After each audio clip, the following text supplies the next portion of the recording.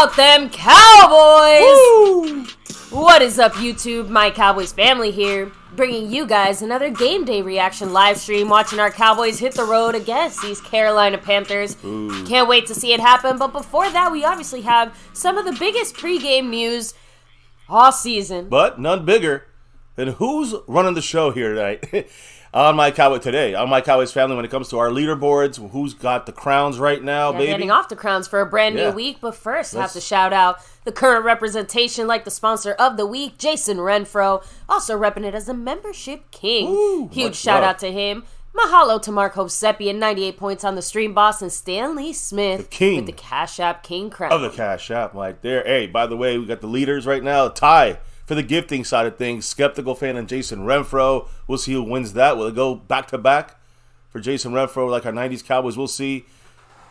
You got the Cash App King, Stanley Smith, in second place on the board there, on the leaderboard for the Cash App side. But the actual leader is Snug X. Woo! You know why he's here. And he's also the overall leader currently on our overall board. So we will crown some champions today, whether it is Snug X, Mr. Mark Hosepian, Stanley Smith, and others. The battle continues. Now, we also have, look at ways to help the channel out doing this in every stream.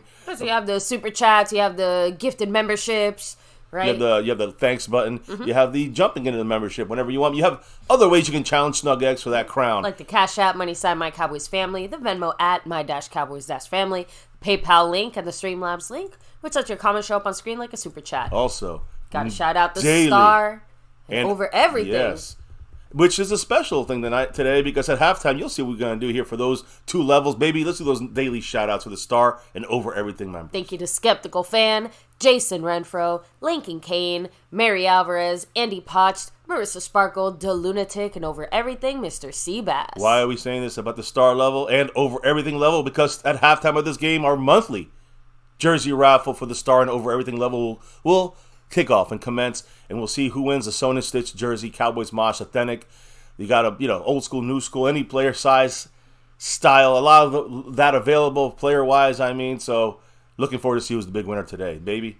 It's time for the shout-out so we can get the news and info and get rolling in today's game. Yes. Shout out to Skeptical Fan, Texas Twister, Asmodeus, Scorpio, much love, Raul, Lassay Williams, Wayne Montgomery, Milton Green, Texas Twister, Andy Potch, much love, Devontae Alvarez, Jared Jones here, just in case, right? He's watching.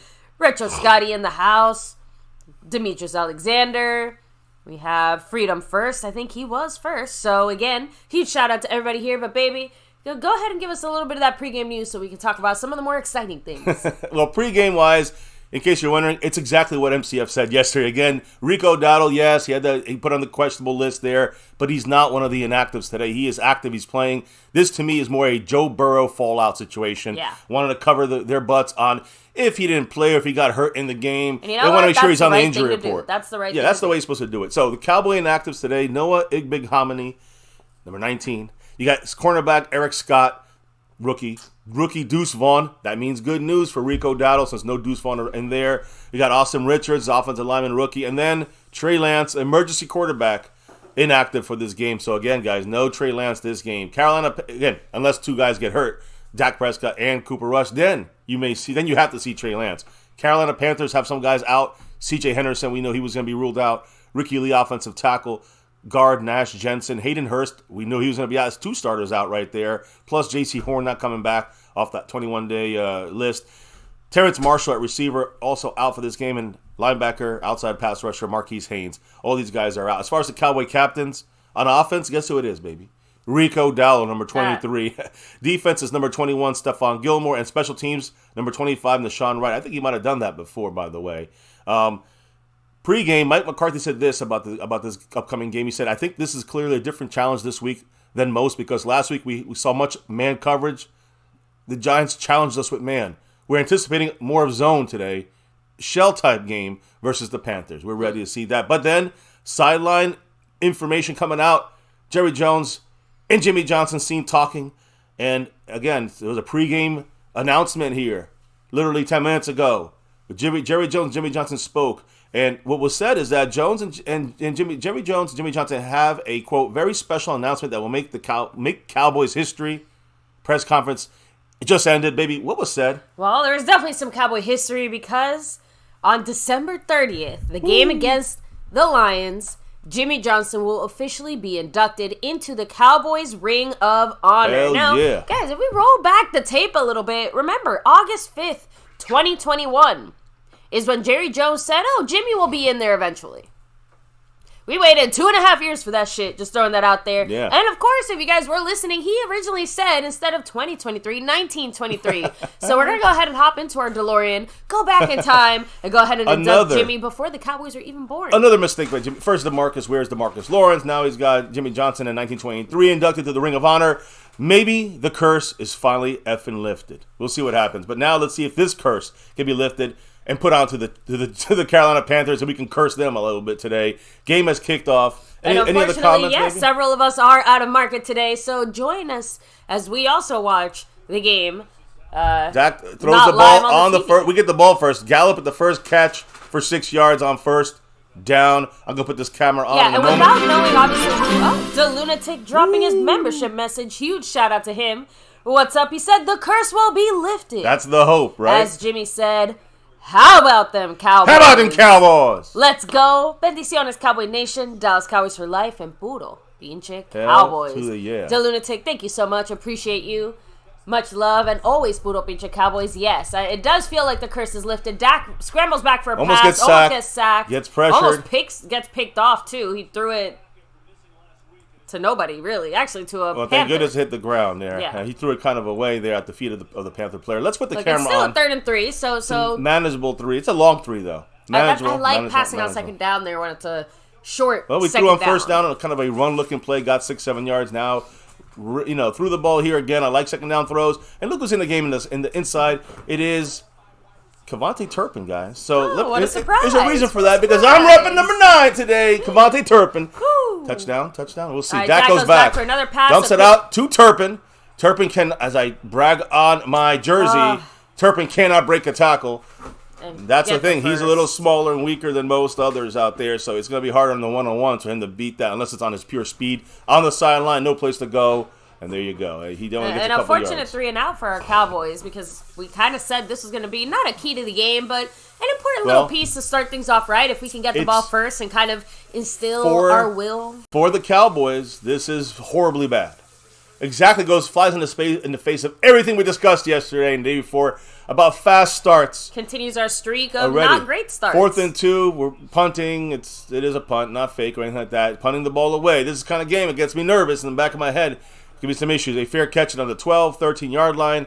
Defense got to come out. But now, I'm glad the defense comes out second half. It's always like that's supposedly our powerful part of our offense, of our team. Although the offense seems to be getting on the higher trajectory here, going the right direction. But because of that loss, now the Panthers, if the defense has a slow start, we're seeing the Cardinals, a Cardinal sighting here. Remember that game, what happened, so. Yeah. Who are you Shout repping, out to Montana away, shout out. Let's not, it's okay. Noah. Noah's been talking to me, he's not, He's the side, he's the bench king right now, so. We got 1st and 10 for the all Cowboys. the bench kings out there. 1st and 10, Bryce Young, the rookie, number 9, back there, shotgun, so looking like the pass it is. There's some pressure already there, but of course, Osa misses, Micah misses the outside contain because he went inside. 3-4 yards, well, they switched and stunted, so Micah got caught inside. Micah should have. It wasn't really on Micah. It was more Osa missing that sack right there. Yeah, First he did a play, great job right breaking in there. Yeah, right in there too. So. Anyway, we'll go ahead and see what happens here now. But of course, guys, take a second. Yeah, hit like, subscribe, hit that notification bell. Follow us anywhere and everywhere. Obviously, we're a little bit crazier today. We're more the late night type. Yeah. And if you guys were with us last night, well, I hope you got some good sleep. Earlier game, those are the tougher ones. I think they're the last 1 o'clock early game, 12 o'clock family. game. 2nd and 6, shotgun. They're running this time to Hubbard, and he gets 4 yards. That's way too many yards. 3 yards there, so it's 3rd and 3. Can the Cowboys defense stop them? Yeah, but he shot right through there. Can we stop them? Right. The thing is, no penalties. Remember I talked about clean game. A lot of that has to do with penalties, especially for the defense jumping off sides.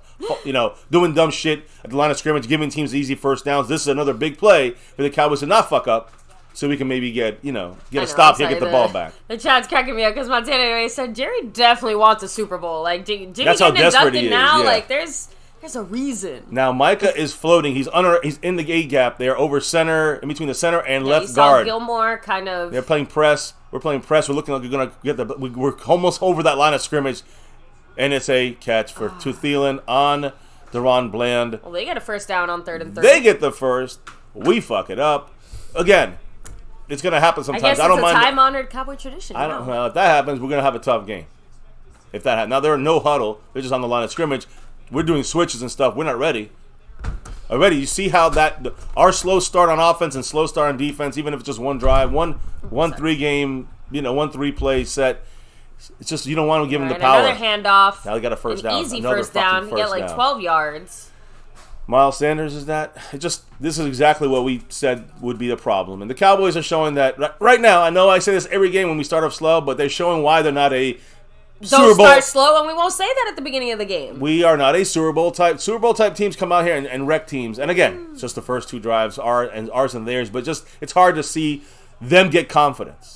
And our team look like they're just like going through the motions. It reminds me of the Cardinals. They're running back to the outside, back to the inside after he gets a 5-yard gain on the ground. And where's that run defense for the Cowboys? Takes every Cowboy we have to stop this. Where's our run defense? They're playing. They're just skeptical fans saying so hard to score on that first drive. William Burney just saying Jimmy is finally going into the Hall of Fame again. How disrespectful is this? The Ring of Honor. Let's get that right. I don't know if he said Hall of Fame. Yeah, he said Hall of Fame. Yeah, he's in the Hall of Fame already. He's going to be in the Ring of Honor. The Cowboys ROH. Here we go now. 2nd and 3. Cowboys are already. Look, I mean Hankins almost over that line. They're going to call this. This referee crew does call the offsides. There's Micah getting double team. And there's a sack. Almost a sack. Bryce Young gets the ball out right before it looks like DeMarcus Lawrence might have been there. I don't know. Somebody was on the right side. Yeah, I can't tell who, but it was 90-something. It was our right edge, which it always changes. It could be Armstrong, I think it could have been as well. So we didn't see it. They are, listen, a game plan. Yeah, Tank wasn't even out there. A game plan they're doing right now, I can see that they're doing no huddles or quick huddles on purpose to keep the Cowboys kind of the defense a little bit off kilter there. So yeah, it does look like it was Armstrong because Tank just came out. Mike in the middle. For this 3rd and 3. Mike in the middle. They're coming, but first down again. Jordan Lewis getting burned. Although I'm hearing some Cowboy content creators say, don't pick on Jordan Lewis because maybe they like the guy. Either way, Jordan Lewis is having not a good season. I think part of it is the whole comeback story aspect of it. I guess. I don't buy into that until I see the comeback happen. He came back on the field. That's great. But let's see him get back to the way he at least was playing last couple of years, not seeing it. They're driving. They're on our 42-yard line. Fast starts, right? That's the Cowboy issue, and it's not ended. It's still. It had to stop. What did he apparent. say would be one of the worst things to do in this game? Yeah, Give the Panthers hope. You get the ball, you got to score. You don't score, you got to get a stop. We haven't done either. And now you already give him hope. No matter what happens this drive, you've given play action, the Panthers hope. They're moving the ball around. He's going down the field. This time it's covered. Great coverage by Gilmore, covering up number 15 there. One of their rookies. Not a rookie, but I know he's one of their, let me see here. Madman, it can't be a trap game. Jonathan Mingo, yeah. Yeah, there's no more trap games, guys.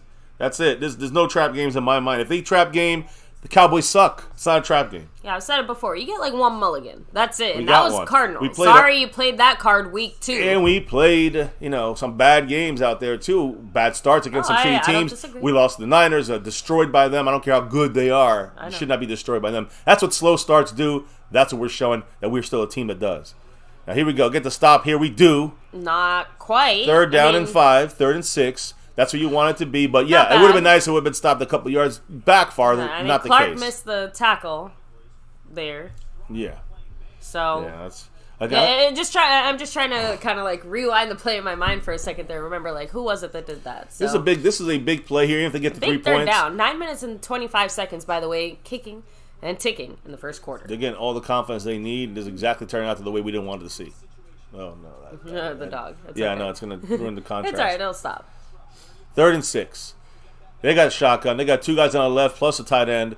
On the right side, I think it's Tremble as a tight end. They got no tight ends left. Snap the ball. Thielen on the other side. Almost get in there. Micah's in there. Micah gets the sack out of field goal range, and that's the Micah Parsons difference. There, baby. What a playmaker does. That's what you're supposed to do. The only guy right now really looking, Stephon Gilmore. Maybe we should talk Micah Parsons more. Oh, what a play. It's magic.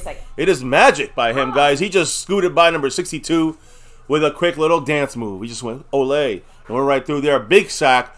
A sack of 10 yards. puts them way out of field goal range. Now they're on the freaking Carolina Panther keep pounding logo. And now Johnny Hekker, who, by the way, his days with Bones, reminds me of all the trick plays they've done, so I can't get it out of my head. When they're on midfield, they know they're going to struggle. They got a good move here. They're going to actually not fake it, so they're going to punt it away. Turpin, fair catching it, no mistakes. All right, and I'll represent your goddamn jersey. You better not fuck up. So, again, as the Cowboy offense comes in the field, I do want to say a couple of things here. Going to a quick break on the screen. I do want to say this. Number one here about this game, this team, these matchups here. Cowboys look for the first win over rookie number 1 pick overall in the draft, right? Since 1971. So, again, we haven't beat a first-round quarterback, I guess, a first-round overall quarterback since 1971 in their rookie year. It's just strange to me. While, again, Bryce Young looks for only his second NFL career win. So, that's something's got to give there. Right now, Bryce Young's winning that battle. Dak Prescott coming on that field today, as you just saw him coming back on the field for the second drive of the day, enters this game against the Panthers with 3 straight games of at least 300 yards or more. We only had 400 last week, but at least 300 or more, 3 touchdown passes in 3 straight games. Now, just 5 quarterbacks in NFL history have 300 yards and 3 passing touchdowns in 4 straight games. Very rare. Only 5 people did it, guys. Yeah. Steve Young, Patrick Mahomes, Aaron Rodgers, Peyton Manning, and Drew Brees. If Dak gets 300 yards and 3 touchdowns, he'll be the 6th guy to ever do that in NFL history. So that could be history in the making. So can CeeDee Lamb today. Not today, but over for the year. 628 yards. That's all he's away right now. With the games remaining, 628 yards and 43 catches away from breaking the single-season record by Michael Irvin, the playmaker. 1,603 yards. 1,603. That's the record, all-time record receiving yards. CeeDee Lamb is 628 yards away from breaking that. And Michael Irvin had 111 catches. That's the record for the Cowboys as far as a receiver in history with receptions in the season. CeeDee's 43 catches away from doing that. There's no way he doesn't get there. Let's be honest. Well, knock on wood, because you never know. True. Things can happen. You're right. But if he's healthy, there should be no reason why he does not make that. And I kind of said this last night as part of my game discussions, things like that. I think all of us fully expect CeeDee to continue his current, NFL record-breaking streak here, right? 10 catches, 150-plus yards, hopefully. So, but guess what? Each side of the ball got their first drive out of the way. You know what that means? It's time for the Cowboy domination to begin again, hopefully. I don't know. Right now, we got off to a very bad start. Let's see what happens. I want to talk about the second-round picks. I'm sorry. Go ahead. Not second round. All our draft picks, not from this year. I know it's kind of a busty year. But last year, everyone's talking about that's a bust. Last year, Tyler Smith, best left guard in football. Sam Williams, starting level production. This year, and rotational snaps in both years. So he's very, very efficient. 5th in Defensive Rookie of the Year voting. And, hey, he gets his chances this year. I think he'll do good. Jalen Tolbert, more action at receiver 3. Future Gallup replacement, possibly Jake Ferguson. You know the deal with him. That goes back for a quick pass here. Gets it out, throws it out to Tony Pollard, and gets about the first 12 yards, first down in the air by Tony Pollard. Tony. Now, I don't like the pressure the Carolina Panthers are getting. They're getting in there, and they shouldn't. Only number 0 is their big guy there. Number 95 is also a guy you got to watch for. But Jake Ferguson, last year's 4th-round pick, 2nd year in the NFL, but tight end number 1 and doing great. 3 touchdowns. A touchdown in 3 consecutive games. Only since 2019 was the last time a tight end did that. Jason Witten. Deron Bland, the best cornerback maybe in football right now, right? Damone Clark, 2nd year. 2nd in Cowboys in stops at or behind the line of scrimmage this year. And Turpin play. Here you go, baby. There you go, baby. Oh, he slipped. And he fell. Don't tell me he's hurt. No, he's fine. All right. Just make sure they blew that whistle. Man, he almost broke that. I know. It was so close. So first, is that a first down? Yeah, it is a first down, baby. So 2 first downs back to back. I like that little motion handoff play to Turpin. Turpin hiding behind Zach Martin and Biadish. Just want to say, we're going to have to get that dog out the way. You have to put the gate up because that thing could hit my eyes. Well, you're going to have to take the dog But Marquise Bell, even last year, you see him, of course, number 14. He's doing great. 2nd year, top 10 linebacker in the NFL. Highest graded linebacker in weeks 7, 8, and 9. Marquise Bell, undrafted. These are all guys from last year. That's like 6, 7 guys. That going deep. CeeDee Lamb, they're not going to get a defenseless receiver hit there? Yeah, no helmet to helmet there. CeeDee Lamb's holding his head. He's trying to adjust they his had him helmet laid out there. Turning into a soccer game outright bitching for penalties. Yeah. Okay, I'm sorry. That should be a penalty. Look at that. I mean, defenseless receiver. Pretty much every other helmet-to-helmet contact that I've seen that way, not even cowboy-wise. That wasn't helmet-to-helmet, though, I don't think. It didn't seem helmet-to-helmet. It was almost shoulder, helmet-to-chest. Almost helmet-to-helmet. Hey, Look, second and 10. I'm not going to bitch about flags either. Second and 10, Dak's under center. We are running to Pollard in a predictable kind of formation there, but Pollard gets through the first level, gets about 8-9 yards. One last thing I had on my notes here as we get ready, a 3rd and 2. Sources around the NFL expect the New York Jets currently, even in their kind of average team right now with the record-wise, they're going to try to make another run to pursue Devontae Adams from the Vegas Raiders there this offseason, not during the game, but this offseason, and trying to pair him up next year with Aaron Rodgers. That's the plan. It looks like Aaron's saying, hey, I'll play next year if you give me Devontae Adams. Oh, Jalen, fingers crossed you can find a good spot to watch the game. What a beautiful location, though. So now, hey, some Hunter Lipke sighting. Here we go, running to the outside. Lipke blocking, good job, and a first down by Tony Pollard. Hunter Lipke with a great block right there on the outside. Everybody really blocking great. I will say less. Oh, no, interesting we went to the left side, by the way, too. That's our strong side. You cannot, Lipke cannot be forced the ball or force a situation, but if you use him properly, he can be an effective player. He's not going to score touchdowns. I think most of us just want to see him more involved, especially, exactly in a situation like that. Short yardage instead of being predictable up the middle. We've been using our tight ends a little more in instead of running up the middle, we ran outside. And here, a fake run to left and right, dumps it down. Everyone's covered. This time, Rico Dowdle loses 2 yards. Unfortunately, they read that play. Great read by them. The Panthers, number 13. Again, some of these guys are just kind of getting thrown in the mix right now.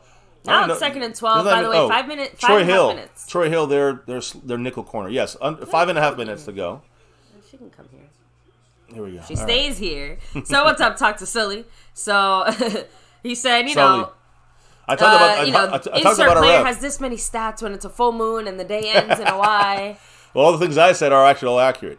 It's big to have 300 yards, 3 touchdowns in 3 weeks for Dak, or CD, of course, doing his thing. There's Tolbert getting the first throw of the game past 2nd and 11. 7-8 yards there. Manageable 3rd and 5. Yeah, 3rd and 5, 3rd and 6. We'll see. But anyway, it's going to be a little 3rd and a little longer than the Cowboys would like it to be. 3rd and 5. They like it 3rd and 3, 3rd and 4, 3rd and 2. But, hey, we can get 3rd and 5. Rico's on the sideline talking to somebody right now.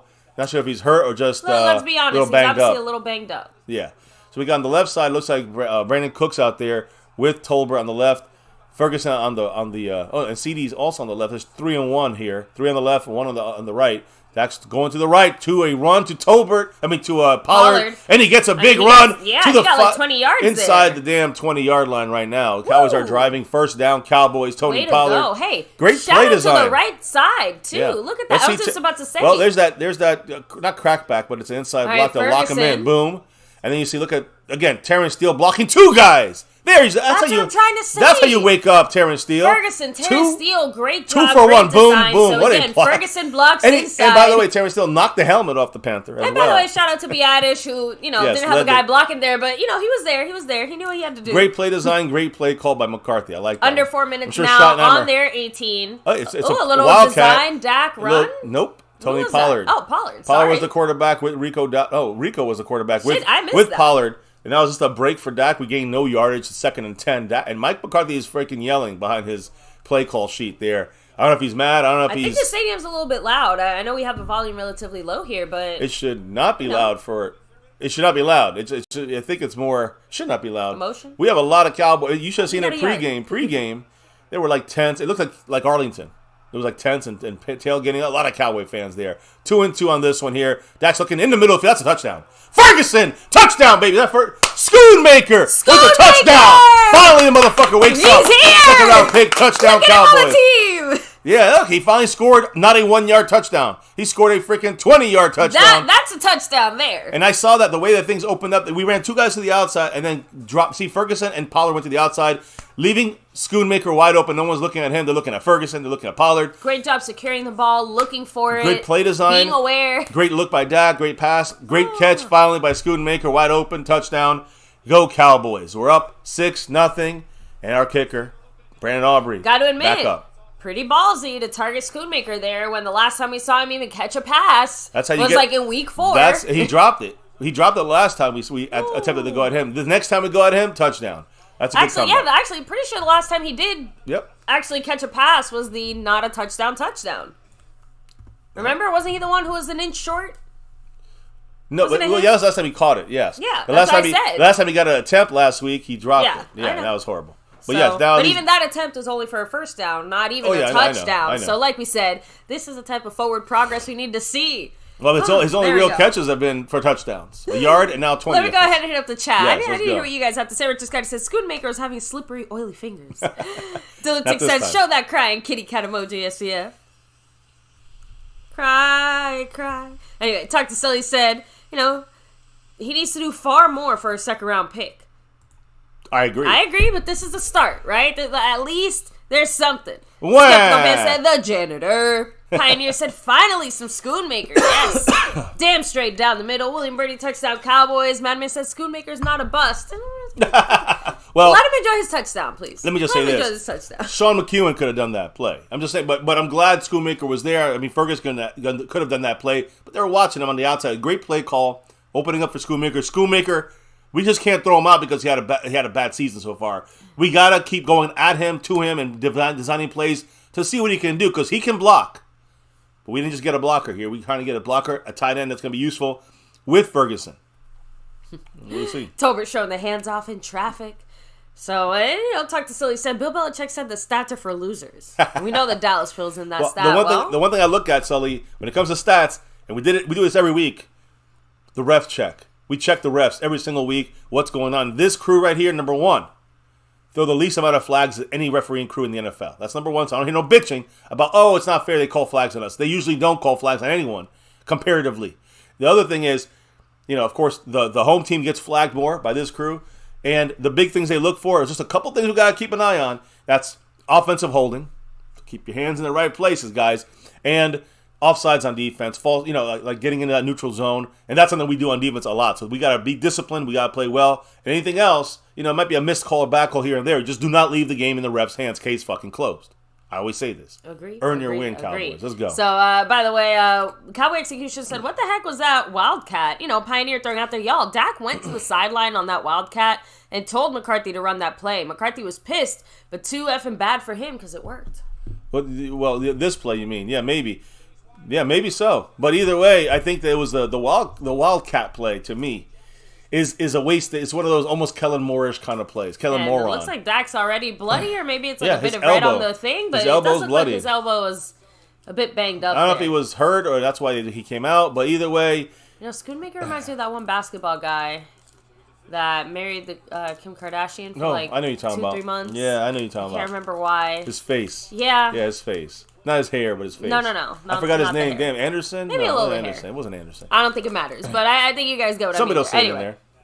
So, by the way, huge shout out to everybody here. Yes, let's go ahead, hit like, subscribe, hit the bell. Do it and now. Shout out to the defense, the Big D, taking the field once more. Is the Lion feeling hungry still, right? I think so. Micah got a sack. I said 3 sacks for Micah. That was my bold prediction. You guys also mentioned, Dan Quinn finally brought out the blitz there. Yeah. Using Micah, Micah's at least twice, been over center in the A gap, in that A-B gap area, which was I want to see more mixing up. Now, no Micah in this play.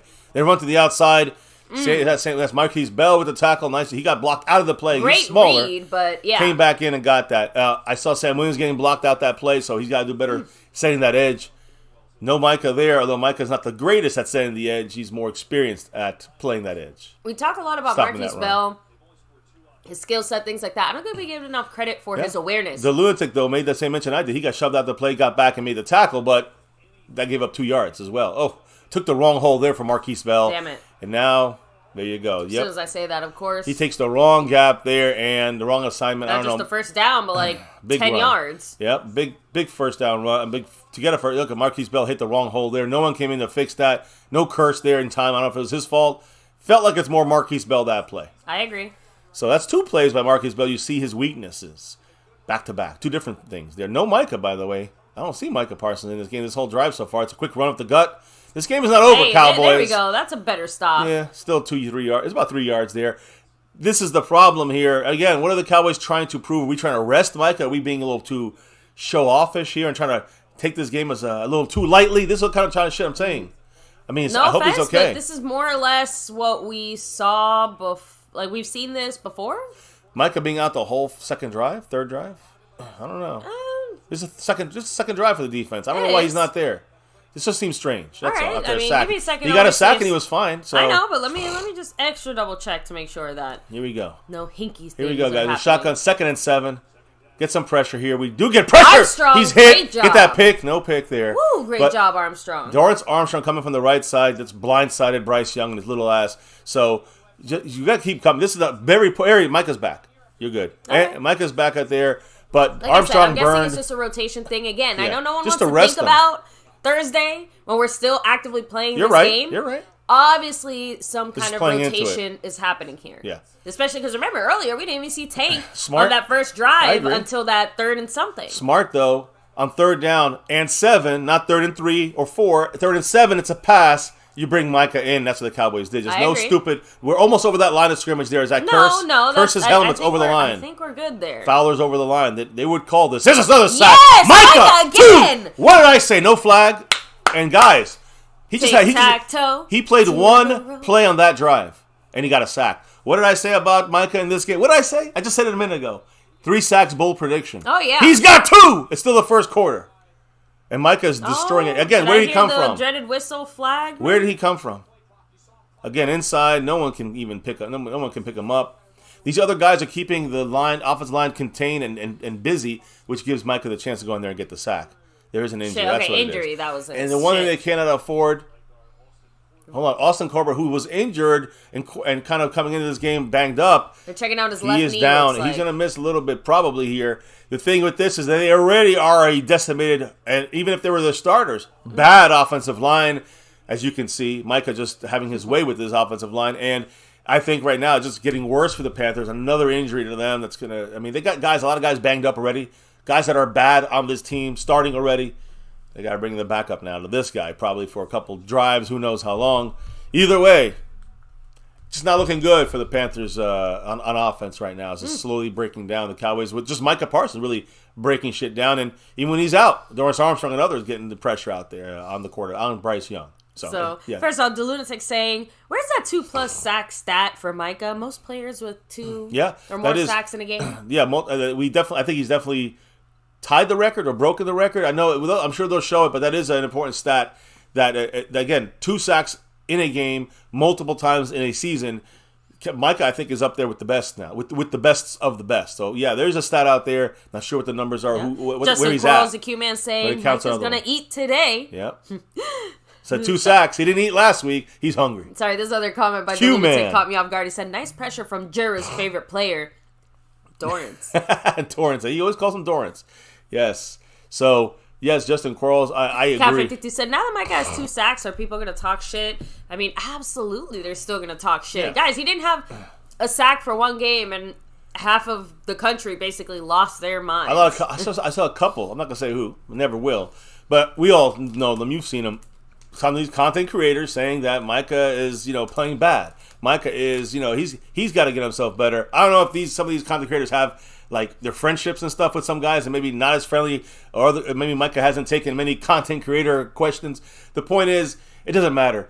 Micah Parsons is always ready to play. He's always ready to eat, and he's getting targeted in every game in the sense of like game planned around. Every game, double and triple team, he's creating stuff and pressure for sacks for other guys on this team every game, even if he has no sacks. So people that talk like that, they're just pushing a narrative. That's more. I'm not saying they're dumb. They're pushing a narrative. They know it. Something very similar that I said last night in regards to the way that we beat the Giants versus the way that I'm hoping we beat the Panthers.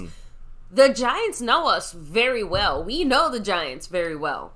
The team we're intimately acquainted with, right? Course, so that type of knowledge, it helps. It reflects on them as well. They have one thought in mind: stop Micah Parsons. And, sometimes they're more effective than others. This time, for a variety of reasons, right? I think if it had been a slightly different roster, a slightly different team or situation, you would have seen Micah do more. I think Dan Quinn purposely not only managed him out of the end zone, get the ball on the 20 after the punt. Sorry, but, Micah was just, slightly taken out of the game. I'm not saying he didn't give the same type of effort because I don't think that's the case. I just think that the Cowboys in general defensively just took it easier overall, like scheme-wise. Does that make sense? Yeah. No, I understand. I'm just saying, like, that combination of factors. It's not like one singular thing that somehow held Micah back from getting sacks. No. Or Micah, pressures or whatever. You got to remember, the Giants' offensive line is not that good. They're still better than the Panthers' offensive line, and that's why I think maybe Micah didn't get maybe as many chances. I also think maybe they did a better job targeting and blocking and making him have to go through more static. The point I'm trying to say is the Panthers' offensive line doesn't know Micah, and now they're going to know him after this game. By the way, what's the weather like in Carolina today? So it's very crisp and cold, chilly, it looks like. I was going to say, they're not too many of them are wearing long sleeves, just Dak. It looked pretty chilly and crisp when they first walked on the field today. Now, Dak's under center, Pollard's the running back. It looks like a run. It's a quick throw to the left to CeeDee Lamb. A bit of a low pass there, but CeeDee gets 5 yards. Here's the thing, 5 yards on first down, think about it. Usually teams run. You get 3 yards. If you get over 3, it's a good play. We got 5. That's a running play. That is a easy pass for 5 yards, without any yak. He would have had 8, 9, maybe a first down if he wasn't a low throw on Dak. There's a coach on the Panthers sideline, by the way, who was just losing it on his players there. I think he's. I'm not sure which side of the ball he's yelling at. There might have been the defense when they after the last drive.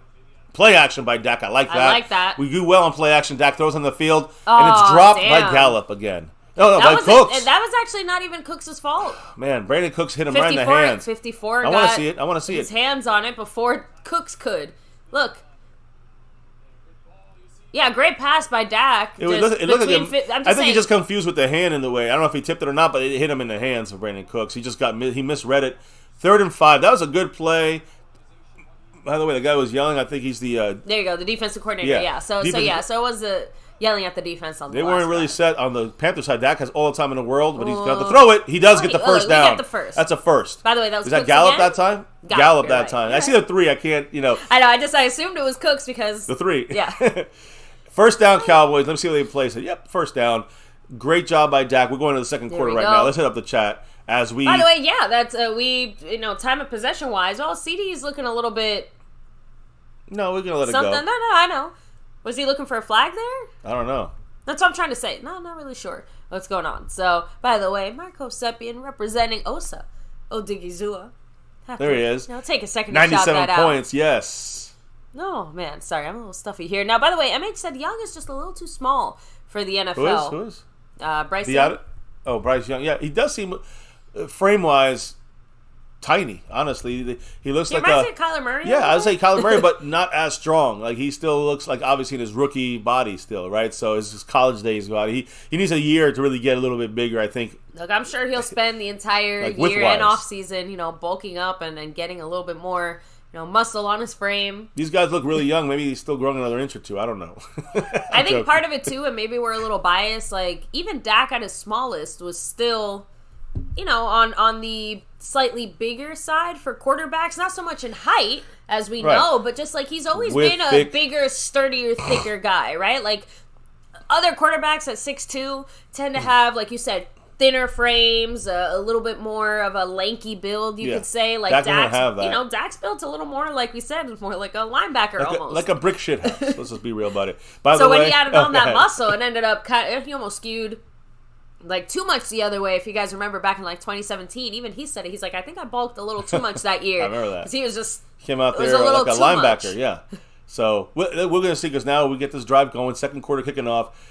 I want to shout out, you shouted out Marco Sepien. I'm shouting out sponsor of the week, Jason Renfro, and gifting champion Jason Renfro. Much love to him. Also shouting out Stanley Smith in the house. Much love to him. He's our Cash App king. Those are the guys that brought it this week. This is their last day on those boards unless they can repeat performance here. Yeah. Which Jason Renfro is tied right now at Skeptical Fan with 2 gifted memberships, a safety each. And we'll see who pulls away in that battle to get that crown. Today is the last chance on that side of things. You also got the Cash App leader. You know why he's here. Snug X. A slight lead over Marco Sepien on the... over Mr. Smith, as I say, right? Yes. Our king of the Cash App, Stanley Smith, who you can see here is in second place behind Snug X. And on the overall board, third place, Marco Sepien. Second place, Mr. Smith. And first place, Snug X. So it's a battle to the end here. We'll see who takes it. I mean, if it stays this way, Snug takes over. Multiple spots. We have a overtime session going with Skeptical and Jason Renfro and Indian Boogie. Okay, so Cat52 said, I think CeeDee was trying to hype up the crowd. So there we go. Yeah, either that or he was like calling something to the to the coaches on the sideline. Yeah, again, we kind of missed the beginning part of that. We just kind of saw the end part of it. So William Birdie said solid first quarter. It's solid. I wouldn't say anything great, but solid. I think solid's the right word for Dak's it. looking. This is a great play. We've done it before. First down to Brandon Cooks and more. That's how you do it. Who did we do this last with? I think it was with Deuce Vaughn. We ran him around the back of Dak against the Jets, and it opened up the lane for CeeDee Lamb down the field. We did the same thing this time using CeeDee Lamb in that Deuce Vaughn spot, and then attacking Brandon Cooks in that where CeeDee Lamb was in that game. Looking like a run to Pollard here, although Dak changes the play. Dak's changing something. Definitely changing something up here. Still under center. It is a run up to the left side, almost outside of the C gap, and Pollard breaks a little bit there. It's like 5-6 yards more. At least 6, maybe 7 even. Who knows? I think they actually want to mark them for like 6-7 instead of the 5-6. So let's see. They forgetting that Cowboy yard? I know. I'm kind of watching where the ref lined up, and it looked closer to 7. Bears are up 7-0 right now over the Lions. That's pretty big. And by the way, I just talk about this guy taking over. He's getting closer and closer. The king of the Cash App dropping the kickoff of the first drop of the stream. A $10 holler. Ooh, thank you, Stanley. Much love to Stanley, who is now, he's a little bit still back. I think today he said, "How about them Cowboys?" How about them Cowboys? Yeah, that's a Jimmy Johnson Ring of Honor thing. Ooh, so here, Dak looking, has a lot of time, runs the ball, looking about sliding for the first down. That's all we need. Man. It's a flag, though. Probably a hold, so get ready to write it down. First flag of the game, by the way. Or down the field. It is on us. It's a hold on us. So there you go. Stanley Smith kicking it off here on MCF today. You got that raffle at halftime. Right, you might want to get into that. Star level membership or over everything membership. You can check the different ways of where it is. I'll post it here in a second. I want to see the hold. Last chance. Actually, they can't really get in it. I guess they could. Is that all? I mean, it's a hold. Yeah, I guess. Terrence Steele. When you're under the. I know, pads. but I gotta be. It wasn't Terrence Steele. It was Tyler Smith. I gotta be real. Oh, was it? They called it on Tyler Smith. I gotta be real.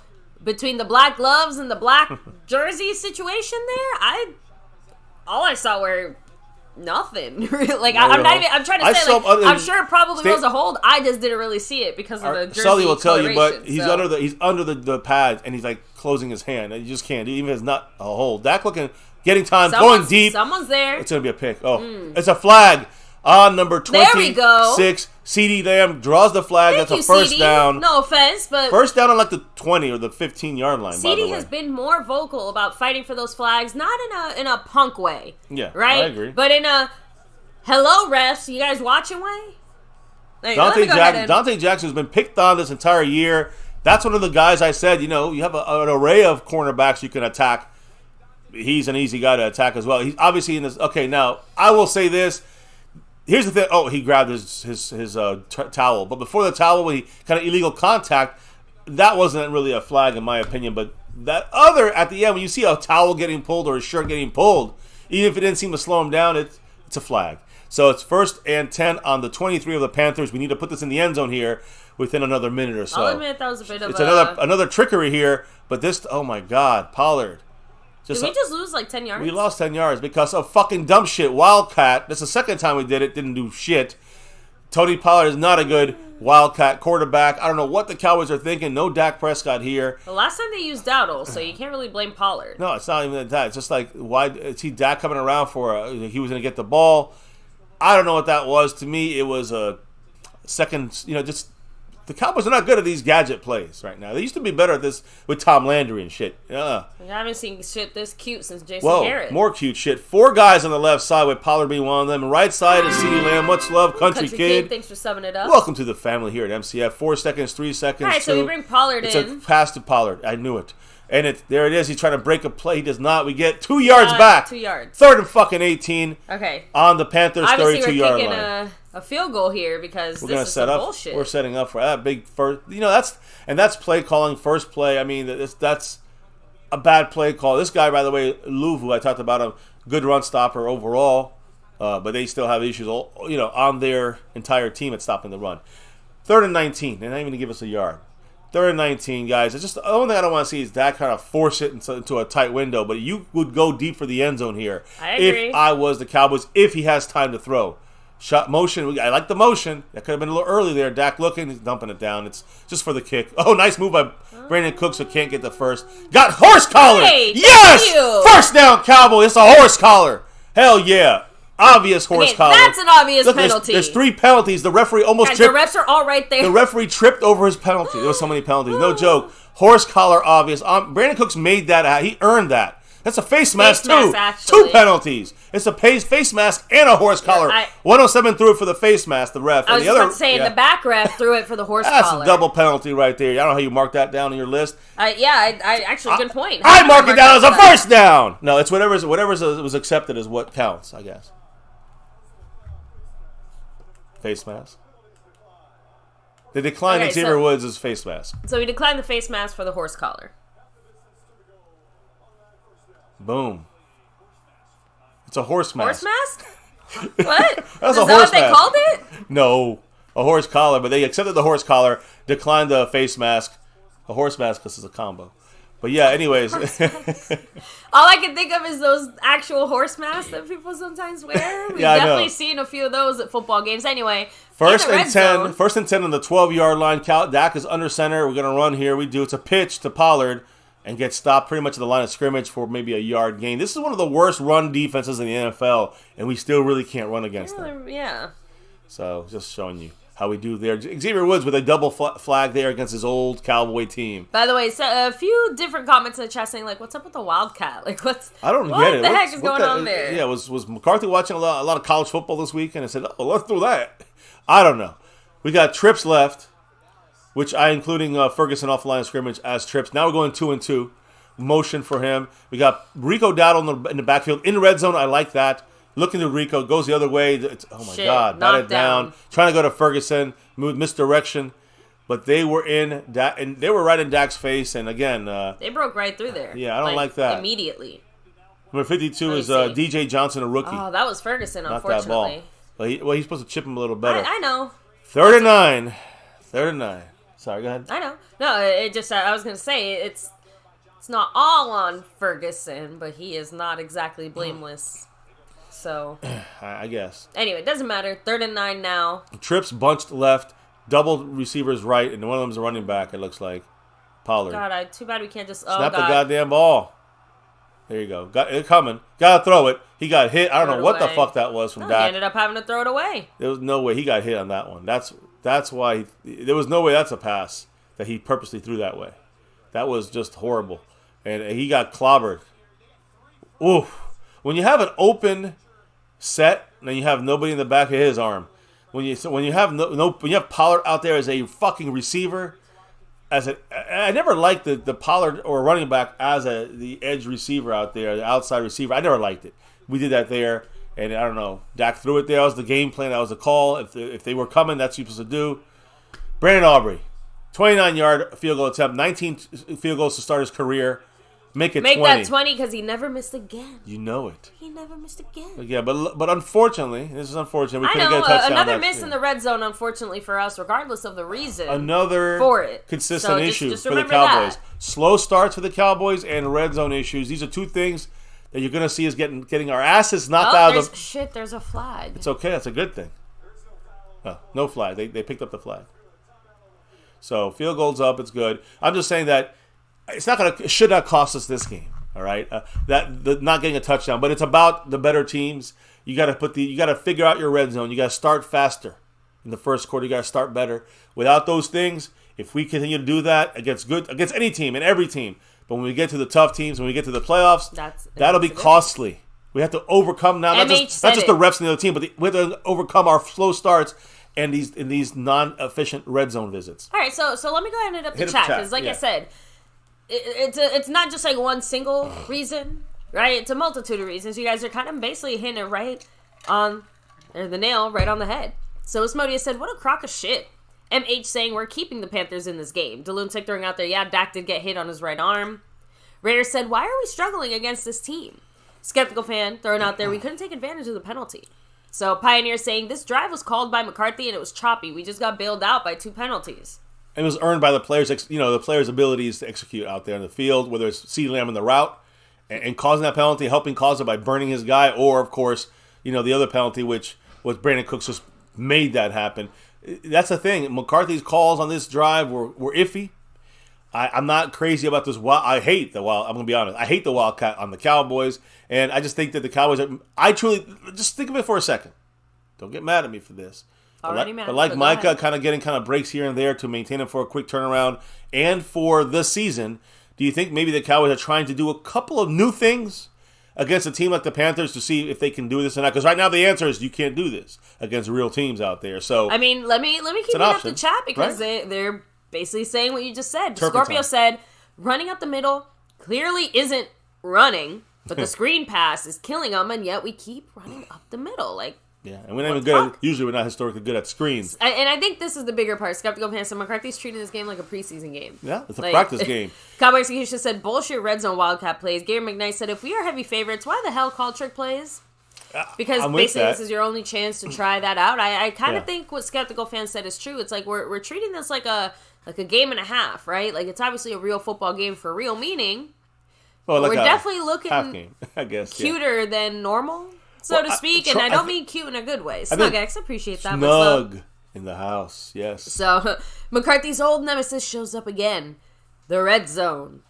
Count 52. We can't have this against the Niners and the Eagles in the playoffs. You guys hear me? And this is the problem. 34 Blackula said, Blackula, sorry. Whoever's calling these dumbass plays needs to go sit in the rest of the quarter. I wonder how much Schottenheimer was involved in creating these plays this week and trying new things. Who gave the authorization to do that? So obviously McCarthy, I'm putting it on him. But I'm sure Schottenheimer had some thoughts on this. I'm going to say the thing that I've been saying, and I'm going to keep saying it. This is the drum that I'm beating. Beat it. We're seeing these weird trick plays because I think the Cowboys are trying to do something on the field here that leads to whatever is going to happen on Thursday as well. I know that's kind of like a really weird roundabout way of saying it, but we're obviously calling plays with Thursday's game in mind still. If that's the case, though, why are we letting Dak take this many hits? No, that's the one thing that I don't understand. But right defense now, is on the field. Defense on the field, Damone Clark filling that gap. Ooh, great job, Clark. There we go. And Marquise Bell, both guys very heavily involved there in that defensive run stop. Finally, a good run stop in a real way there for the Cowboys.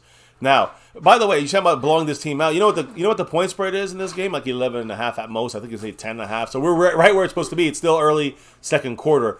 This will be a blowout, in my opinion. It's just got to be, you got to get there first, right? Right now we're slow starts. It's a bit of a slow, steady blowout. I thought it was a pick there for a second, but it was the shadows. There it is. Damone Clark drop by 15. Kind of getting pretty much everywhere, isn't he? Yeah. Right? I like to see it. 3rd and 12 now. 3rd and 12. No, I'm just saying, we've seen a lot of Damone Clark today so far. By the way, they're kind of highlighting Micah Parsons there. One thing I still would like to see. 3rd down, he's in now. The 3rd down play. And not just a 3rd down, a 3rd and long. You don't want 3rd and 2, but 3rd and 12, you love it. Here's Micah. He's got 2 sacks already. In the second quarter, let's go now. Will he get his first sack of the second? He's right over the center. Here he goes again. A false start by them. Was it? It's got to be. When they stop the clock, false start on the Panthers. They go back 5 more. They're going to just run the ball here and punt. That's probably what they're going to end up doing here. Or getting a quick screen and then just getting tackled and I'm going to say something because I need everyone else to kind of look out for it and let me know if I'm just seeing things out there on the field. Is it just me or is Damone Clark taking on an LVE-esque role? Yes. Because I think I just saw him moving guys around on the field on that play. He's got the green dot, you think? I don't know. That'd be a great jump for him. I need to see that zoomed in. I need to see something. But look at Mike, how far back he's playing. Look at him. He's telling people what to do here. He's communicating. Great catch. He's communicating with Mark. With I think that's Bell. Or is it Curse? I can't tell. Either way, he's communicating with somebody. Micah's triple teamed right there. I told you they dump it down. All we have to do is stop it without a penalty. And there's no horse collar. You grab them by the shoulder pads. Good. Damone Clark. Right there. Damone Clark 3 plays in a row, baby. Number 33. Tony Dorsett. I caught that. I want to see it. They're obviously talking to them, telling them, hey, calm down or whatever. Well, they might review that play, but there's no flag. There's no review. There's no reason to review that. The key there is it was about the horse collar, and he just grabbed them by the shoulder pads. The refs saw it.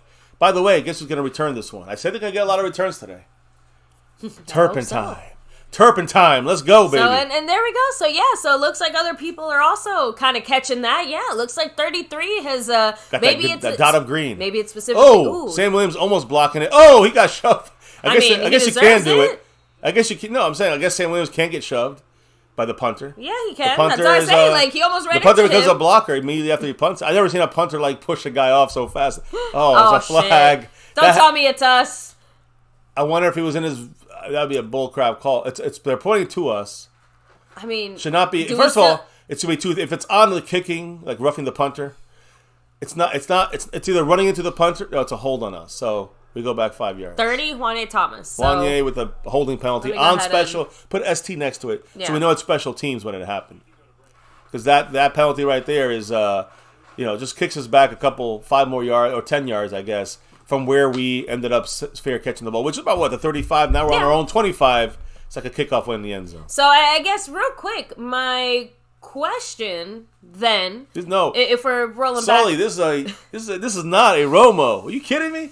This number 9 is a Cavante Turpin, baby. Let's go, Cowboys. So Pioneer said 33 is playing the middle linebacker. He's directing the defense after the call. Yes. So that to me is a pretty big Major step up. Honestly, not all that surprising, though, considering our current linebacker situation. Damone Clark has had to play a bigger role. But similar to other guys, especially in the beginning, he was struggling to kind of take over that fully. I'm just saying that he's looking pretty... the advantage is the fact that he came back, it was able to come back healthy in early last year and get a half a year under his belt. That half a year helped him now. Right now. He'd be a half a year ago right now. Exactly. He would be at the beginning of this season. He's months and weeks ahead of where he should have been. Very true.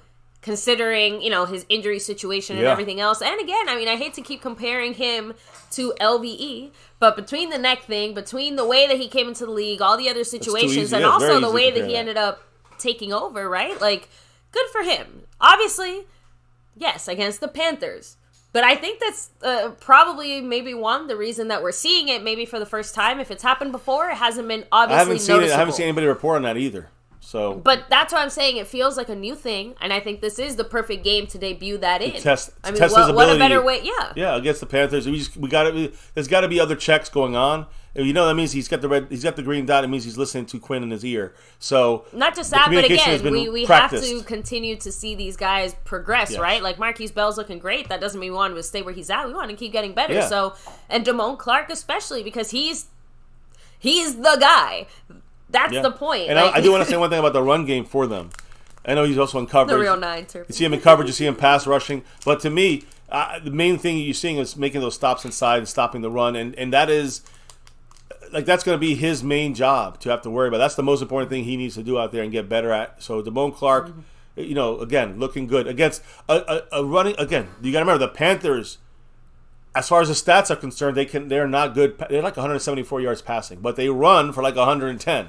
So they're a team that will run, and even though they started running in the beginning, the first half of the first quarter, the Cowboys kind of slowed down that run game. Especially, it slows it down when you're up 10-0. Run to Pollard to the right. About 5 yards. Hey, well done. First down. Good run there, finding a hole. Not right up the middle, though. You realize when we're going a little to the outside, the C gap. I was just saying, or outside, it's much more successful. Forget about the A gap, please. Pretend it doesn't exist. The Cowboys just can't help themselves by running Pollard in the A gap. Specifically, that combination is not the best combo for this year. It hasn't worked that consistently. So it's important the Cowboys, I think, still use off tackle into that C gap kind of outside runs there. Don't have to be outside of CeeDee Lamb on that play, but maybe off of Tyron Smith in this example. So 2nd and 5, honestly. Or vice versa. On the other side. Don't be surprised if they don't hand it off to Pollard again. Yeah, I see him going right. No, play action. Okay. That played us into the play action. Ferguson. There we go. First down. Fergalicious. We would love to see Ferguson get another touchdown this game somehow. That would make it 4 weeks in a row with a touchdown. Again, we got lots of time. Yeah, you're talking about 8 minutes. I know. We got a lot of time. But sure, 9 minutes more like. Ferguson doing that would be, I don't know how, 2019 was the last time that was done in 3 weeks. 4 weeks probably 2018, 2017. I mean, that's pretty good there, Ferguson, in the second year, 4th round pick last year. So, and our number 1 tight end. 87's been rocking out this season. And I suspect that he'd be at least Schultz or better.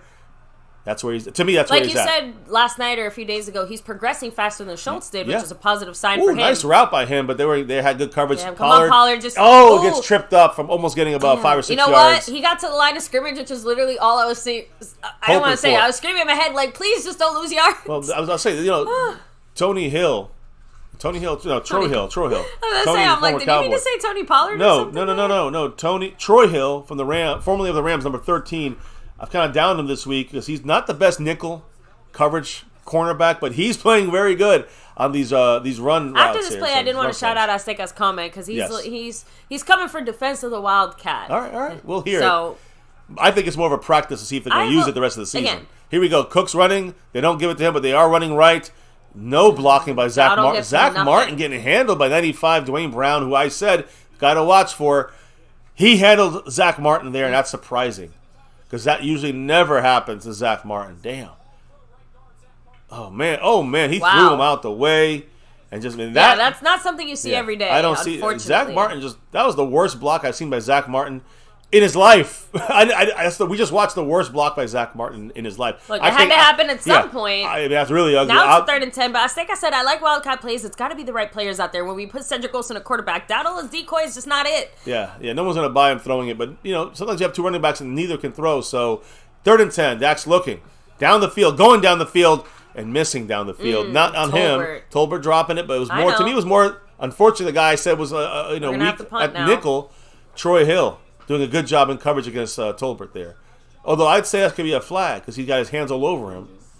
But no call there. It hit Tolbert in the hands, so hands or no hands. Honestly, even I have to admit, I think he just timed that really well. The coverage was good. Yeah, no, I'm saying Troy Hill timed that really well with his coverage. That's why it's not a penalty. But guess what? I agree. Penalty. I don't hear nobody bitching about a penalty. But it hit Tolbert in the hands. Tolbert got to catch it. That's it. Playing well, good coverage or not, it was a better pass by Dak. Tolbert's got to make that catch. Anger's punting. That's 2 punts against this fucking team. Is it a great punt? It is a great punt. Back to the 14, 13-yard. He goes backwards. Got to get the outside stop there. No, blocking the back. Good job by 40 Lipke. Great job by Lipke. That's your guy, 40. I'd love to see some fullback representation here. Yeah. Again, not only about a 7, 8-yard run there back on a great punt by Anger. Great job by Brian Anger. So we're up 10-0, 6 minutes, 50 seconds in the second quarter. Not quite blowout. But guess what? We still have a good chance of heading into halftime, maybe 17-0. That's pushing. A pretty solid score. How much was it against the Giants? Last week was 28-0. But remember when it came though? It came after like boom, boom, boom. So to me, we can be, I would say, 24-0. How you like that? Slow and steady wins the race. But more than that, I hate to say. What did I say yesterday? I know, baby. We're not going to beat the Panthers the same. We're not going to lay the same smack I agree. down We don't know them as well. We don't play. But I agree. But I also think it's a little disappointing. Let's see what happens. I'm still this defense is starting to get going. Our offense is sputtering a little bit here. But my point is, defensively, I think something's going to happen here. I think there's a turnover here. I mean, would it be a pick 6 for Deron Bland? I'm not saying that. Will it be the 3rd sack of the game for Mr. Micah Parsons? Maybe. But whatever happens on this drive here, will it be a turnover? I think we can. I know it's 6 minutes, Dougie Fresh, you're on, but we get a quick touchdown here, defense or offense, so we get a stop, we get the ball back and score. Whatever, I hope we can pull that out and leave 3 minutes on that clock for the half, because our defense will come through again, get a stop or something else. And I think we could put up 2 touchdowns here or at least 10 points. I'm saying 20 or 24 points by halftime to nothing. That's my hope. That's my goal. That's my thought. I'm trying to see this Cowboy team be as perfect as possible. That's my hope and expectation is 20-0 or 24-0 at halftime. We can prepare the second half after a drive or two, pulling out our starters and saving them for the Washington game, saving them from injury. You guys feel me? That's the goal here as well this week. Winning first. And then that's the second thing. We got to get that in. We got to keep that in mind. The Jugs machine is everybody's friend. I guess we all know what every Cowboy receiver and pretty much every Cowboy player at this point is going to end up getting in their stocking this year, right? No. So, by the way, real quick, since we're almost there, right? Almost halftime. Remember, guys, right. The Star Member raffle. Can't wait to see who's going to win. And over everything, of course. Yeah, starring over everything. I mean, got 8 people, I think, in this one right now. So that's a halftime raffle. We'll just do it over a second, be quick. But we're going to make sure we shout everybody out that's in that raffle, as we do in the nightly. We do it every single night. And then one of you guys will have that jersey, sewn and stitched. Interesting comment here by Pioneer saying it kind of feels like Jacksonville from last year. The field seems the same. It feels like the same atmosphere. We were up 24-3 or something like that. We were up by a lot in that game, 24-7 in the third quarter, and we blew that. Yeah, we blew the pooch. Why? Because we threw tough passes the whole game and took chances, and we played with fire and lost. You gotta. Damn it! They got a 10-yard run there. That's almost not good. A first but down. You have to give the Cowboys a little bit more credit because that's one thing we haven't really seen all season. So at least in that sense, that's one way the game could end up going differently. I agree. Right? If it ends up in that type of situation. Why did we do that? Was it Dak? Was it McCarthy? It was Kellen Moore.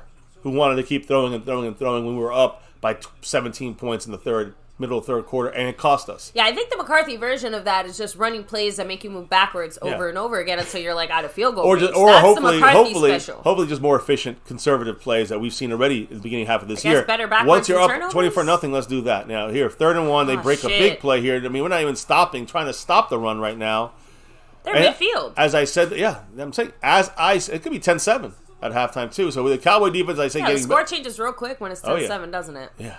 Micah's playing linebacker. Micah ate the wrong. That was all Micah Parsons who blew that. I don't know why he went left because his assignment's to the right. So he definitely needs more practice as a linebacker. He's off a little bit. I think Micah's a little bit off right now at linebacker. I'm going to be honest. This looks like a run here. Either Bryce Young or it could be play action, I guess. Let's see. So there's a run up the middle. Got to cover the. Damn it. They got Micah in the wrong spot again, I think. I'm just not a big fan of the way Micah's playing linebacker. Stopping the run. I don't like it. Where's Damone Clark back there? I guess that's. That's an interesting comment. Rashawn Evans. No, I'm saying I want Micah back at the defensive line. I'm just saying that. Yeah, like it's just funny the way that sounded for a second. That's all. Well, Damone Clark back at linebacker. That's what I'm trying to say. But I also saw there. Oh man, who was it? Yeah, there's an injury going on. Jordan Lewis messing with his foot.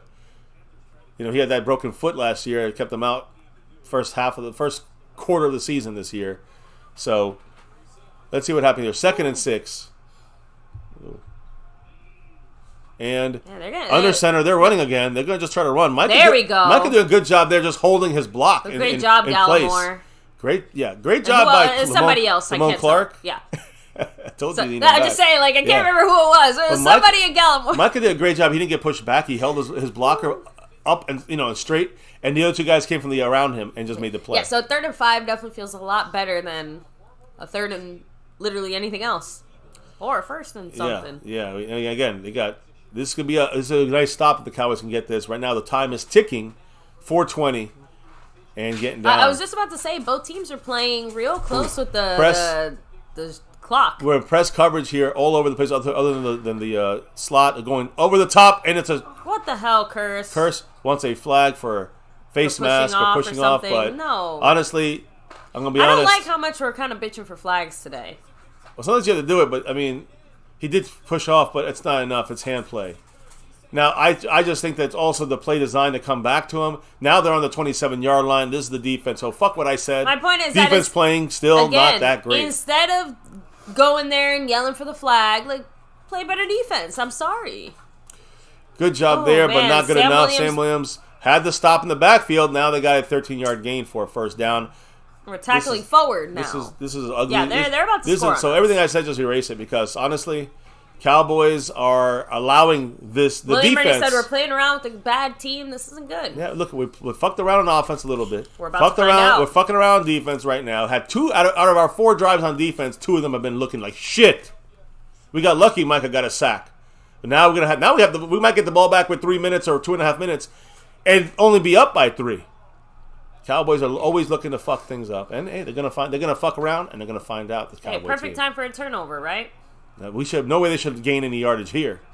Good job there by the Cowboys. Lost 4 yards. Donovan Wilson with a good play. Marquise Bell finishing it up. It was more about the complete penetration by our Cowboy defensive front, and Osa as well. Let's be real. What we can do is hold him to a field goal. Hope for the best. That's a hold, by the way. I think. Yep, DeMarcus Lawrence is looking for the hold. They held him as he was trying to turn the corner. They didn't call it. I mean, a hold would have been nice there. But I guess they lost 6 out of the 10 yards. Several people in the chat are saying, there's holding and the refs aren't calling it. DeMarcus Lawrence got dragged to the ground. That play was holding. But I'm going to say this. This is a officiating staff that doesn't throw a lot of flags, so let's not bitch. And they also... there's Micah coming.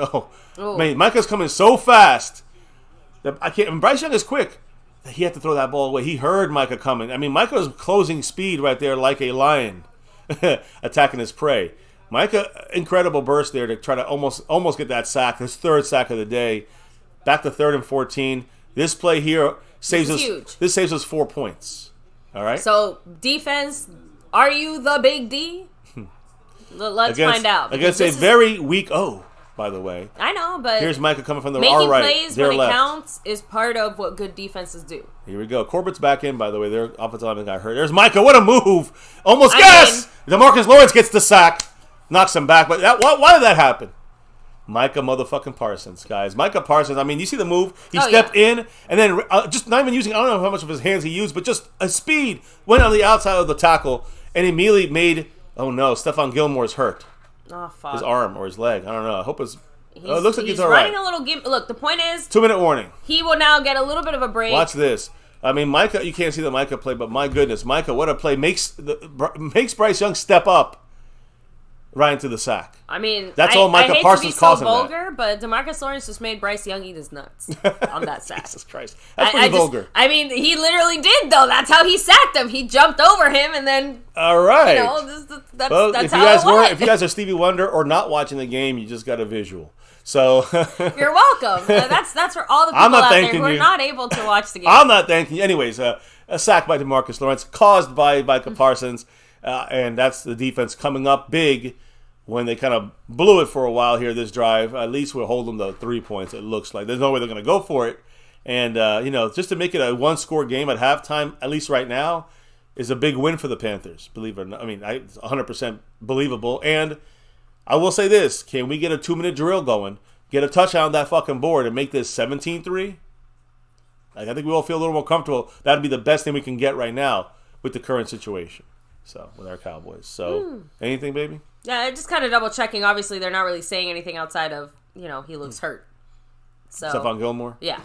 So, what's the chat fingers crossed. Yeah, let me go ahead.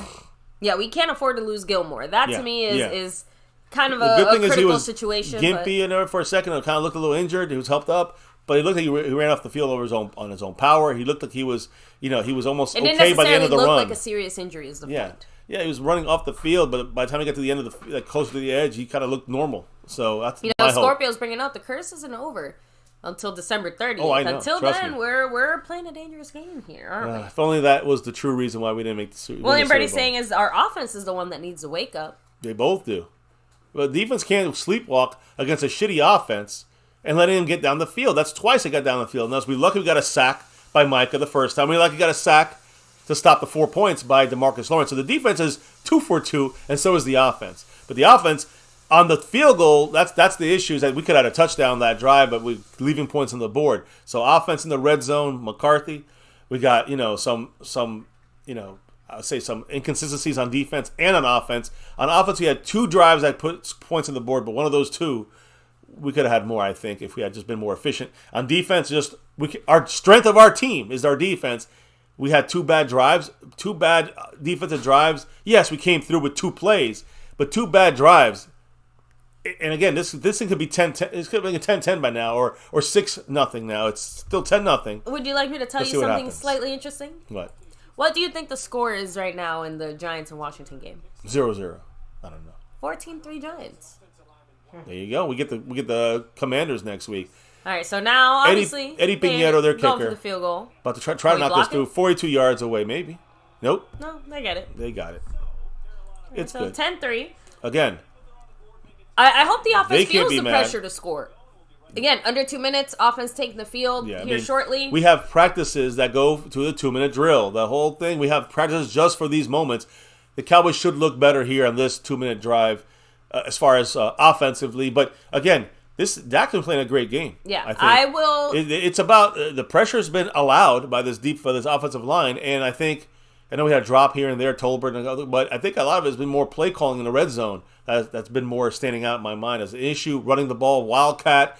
This shit is still not great there for the offense. Yeah, Pioneer saying we need to get like a flow or a tempo going on the offense. Now's not the time, though. I mean, I guess it would be nice to get in a 2-minute drill, but we're not going to – it's kind of got to reset it up for the second half. I know, but let's be honest. Well, first of all, remember, second half offense, the Panthers offense starts with the ball. Second, if we don't manage to, like a field goal is the baseline. It's like the minimum standard we have to meet, but I don't think any of us are going to be feeling all that great if we head into halftime 13-3.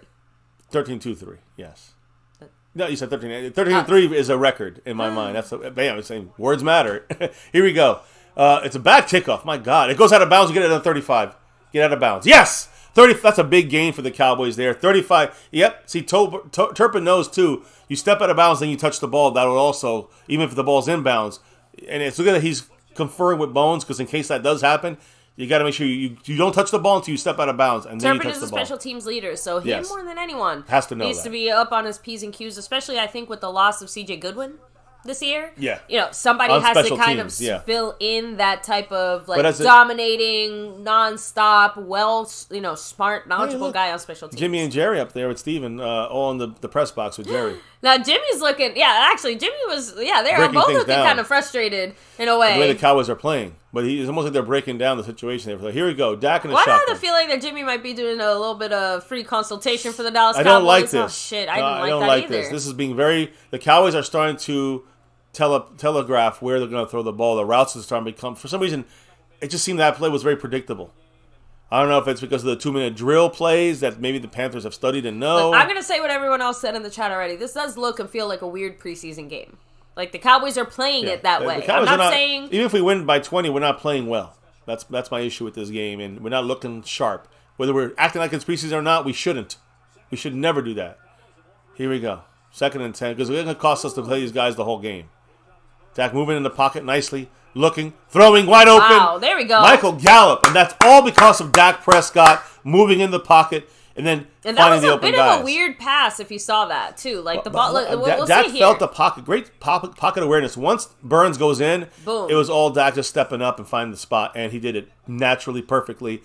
2 and 2 on our offensive line. I mean, our receivers. You got Pollard. Dak looking, a lot of time, dumps it down. Why? I know you had the outside Pollard, but he had pressure on his back as well. That was 2 Gallup there. Another bad. That was a bad. I would say that's more on Dak. And that's all I'm trying to say. There on that play, I think that was just a bad decision by Dak as far as who he chose to target. Like, Pollard would have only gotten, let's say, 3 to 5 yards, but I don't know. Look.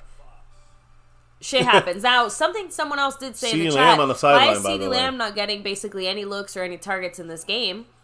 Well, they look right now. They're in zone. They're bracketing guys. The double. We should just go a quick pass here. Nope. We're going to play into their zone. Again, why the fuck do we? I just talking shit about this guy, and I feel that sometimes I talk about a guy. I'm like, watch him. I didn't. He's listening on MCF, and he says, "Okay, he had his hand around my fucking beard." Again, second time he's been grabbing him. I still think they can call that one of these times. And Dak getting slammed to the ground, almost hit his head. No flag, by the way. I don't like how many hits Dak is taking. Why this Cowboy offensive front cannot slow down their pass rush? And they are the 4th best pass defense. I'm assuming a lot of that has to do with their pass rush. 3rd and 10. Now they're bringing the pressure. Here's where Dak can attack them. 4 seconds to snap it. Minute 19. Snap the fucking ball. Yeah, they're going, but they got to get the blocks. They do. Shit. Dak step up. He's going to run it. Don't get hurt. Oh, late hit. That's a fucking flag. How can you not give a flag for that? There it is. Yeah, it fucking is. That's a flag. Hey, don't do it, Dak. Dak just threw the ball at him. No flag on Dak, please. Dak has to watch it, too, at the end he threw the ball at the guy's face. Even Dak is human. If he just got hit in the fucking face, maybe he had some shit to say about it. Well, maybe so, but you cannot throw the fucking ball in his face. His flag is on the Panthers. It's a first down for the Cowboys, even if we were short. Obviously hit him in the head. Obviously hitting him while he's sliding. That's a 15-yard penalty and first down for the Cowboys. But you know what? It's still, the offense looks shitty out there, even if we score. Let's be honest. This is not a very good. Yeah, we would have been punting there. And it's nothing. This has nothing to do. This has to do with Brandon Cooks earning a first down on a penalty. This has to do with Dak Prescott earning a first down on a penalty. It has nothing to do with the play calling by Mike McCarthy, which is the biggest issue on our team right now. And I say nothing to do with it, meaning the reason why we're moving down the field is the player. Actually, it's the players causing shit to happen, not the play calling causing shit to happen. They have us kind of locked down with their zone defense. It seems like so when we're in man coverage. When the defense are in man coverage, Dak Prescott tears teams up. A zone, he's done well against them too, but this time, look, they're all playing back. They're waiting for us to run into their zones. So Dak's going to have to read this and check it a little bit closer here. Let's see.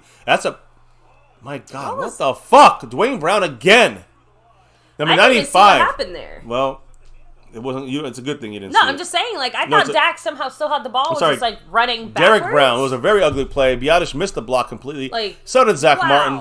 I don't know. Zach Martin's having a shit game today, guys. 2nd and 16, and we got a pup sighting. Yes, we do. 2nd and 16, shotgun. We got 3 and 1 set. Dak looking right, throws it immediately and drops it. Wow. Tolbert dropping it. We got, Tolbert is having a bad game too. Another but motherfucker let's with a bad game. Similar to the Schoonmaker situation on that other time. Why do we keep throwing it to Tolbert when it's just not working. Yeah, no, that's all. Now we're pointing to a third and 16. This defense is not as bad as people say. You know what I'm saying? I'm just saying they have a good defense. That front line, Dwayne Brown is tearing shit up. Honestly, looking at where we're at on the field, we're just going to do a little dump down. Yeah, you can't throw in the end zone because they're going to pick it. It's third and 16. The way they have their defense set is just a quick play. There's CeeDee Lamb getting a catch. Get to the outside. And, of course, he falls. Please be okay. Please be okay. God, no. Another flag? Yeah. Oh, please get up and be good. Oh, he's looking at his knee. CeeDee Lamb, please be okay. I don't like it though. The way he's walking, he's ginger. He's trying to show he's hurt. Is there another first down? I don't even know. This offense is sucking give a shit anymore. Huge dick right now. This offense, and this is why we don't come out and play it real and beat these fucking teams with a fast start. But why is injuries? That what happened? Basically, first target all game. The second target, but yeah, they've been covering him up. I said basically. True.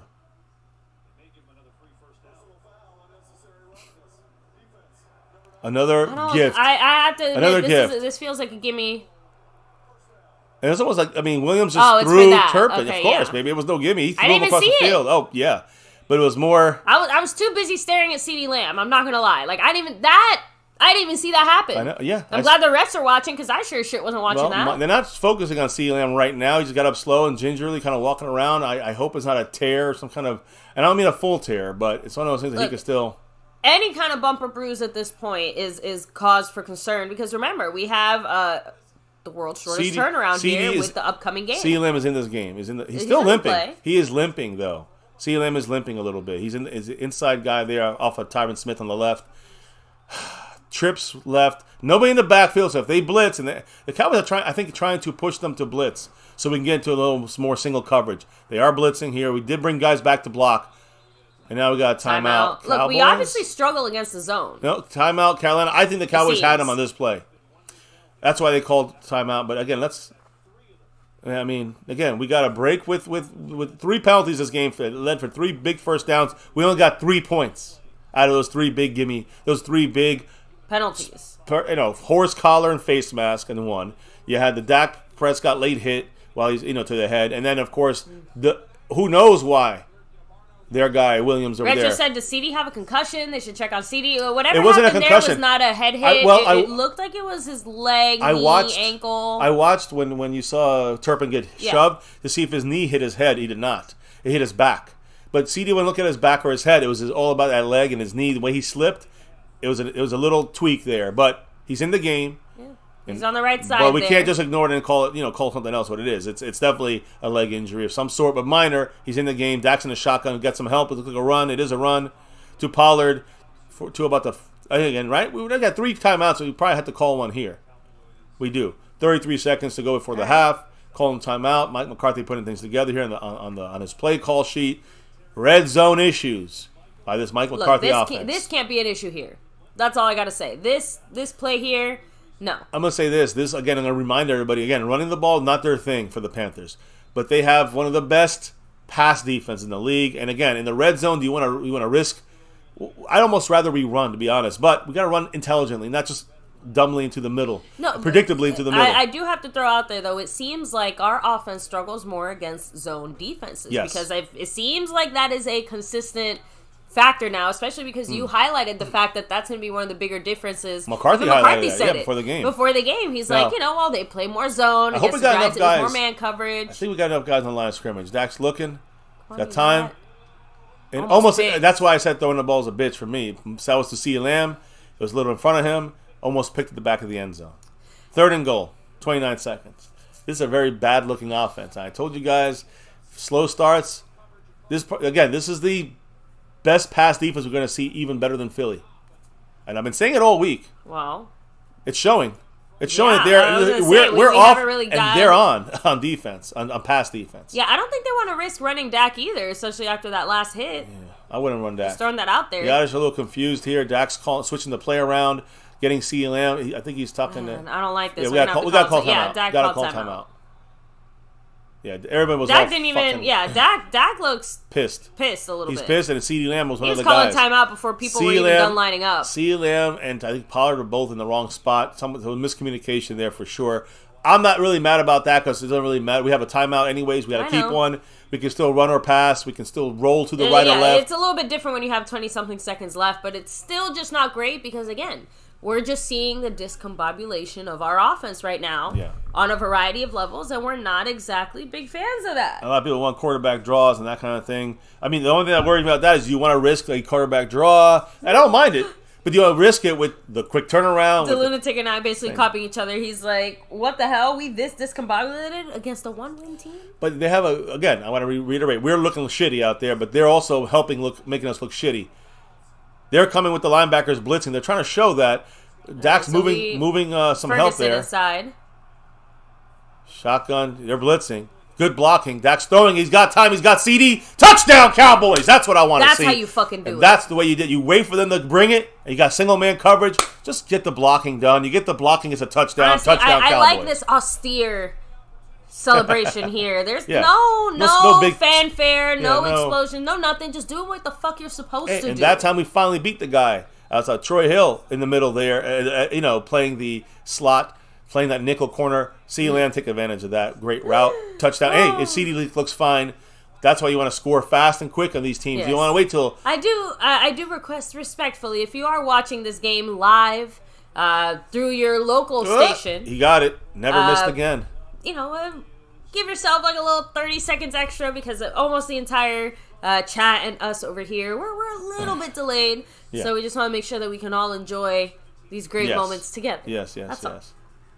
So just try to slow it down if you guys can. Yes, for the people that are also on the slower end of things with us. And H, let me go ahead and hit up the chat. Usually we are 100% like ahead of everybody. So usually that's the case. But today it's not showing in our area. I'm pretty sure. I didn't check it, but we are seeing it on the YouTube. That means it's not showing locally because we would have blocked it out. So it's a regional game because it's in Carolina, basically. So, you have to be in the Carolina area. No. It's all over. It's a lot of people aren't getting the game right now. Well, the crazy thing is that most of the East Coast and South is getting this Cowboy. You gotta say not Northeast, but like Virginia down and Texas over. They're getting this game and that lower bottom right. But we're all the way to Florida and we're not getting it because of the Bucs game. They're the ones. They're showing that Bucs game locally because we're near Tampa. So that's why we get to miss this freaking game. And who wants to see Tampa? Who cares? Not even the Tampa fans want to see Tampa. Exactly. So let's go. So Cowboys. Let me go ahead, like I said, hit up the chat. First of all, Lost in Translation podcast. Much love saying let's go. Hell yeah. Skeptical fan said we need a huge adjustment. Yeah. We need to get a little more consistent here on offense. And look, 17-3, defense going to come out second half. Get the stop, get a turnover, whatever. Get the ball back. Exactly what I was thinking and saying when we first got the ball, right? We needed that touchdown because they get the ball when we come back second half. So our defense got to play. Could not afford anything other than heading into halftime 17-3 because guess what?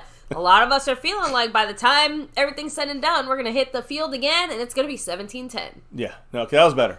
17. It's nothing. 17 and I didn't even add a word in there. I didn't even add a word in there. 17-10. You said 17 and 3. The chat. I'm just saying. Look, it just got me a little off. But yes, I agree with you. We definitely, the defense has to come out with a new kind of mindset. Now, they're going to come out with a new mindset on offense and try to do something different. They're going to have their tweaks. Our defense got to be ready with Dan Quinn and his tweaks. And we got right, so I love all the complaining. Like Emeraldo Cruz says, showing crappy games, no boys on the tube. So Pioneer said, it freaks me out the way that time can be different for everyone. Oh man, don't get me started, because we had a discussion the other day about colors and perception and kind of sit there rocking yourself back and forth. Somebody who's never seen the color red, yeah.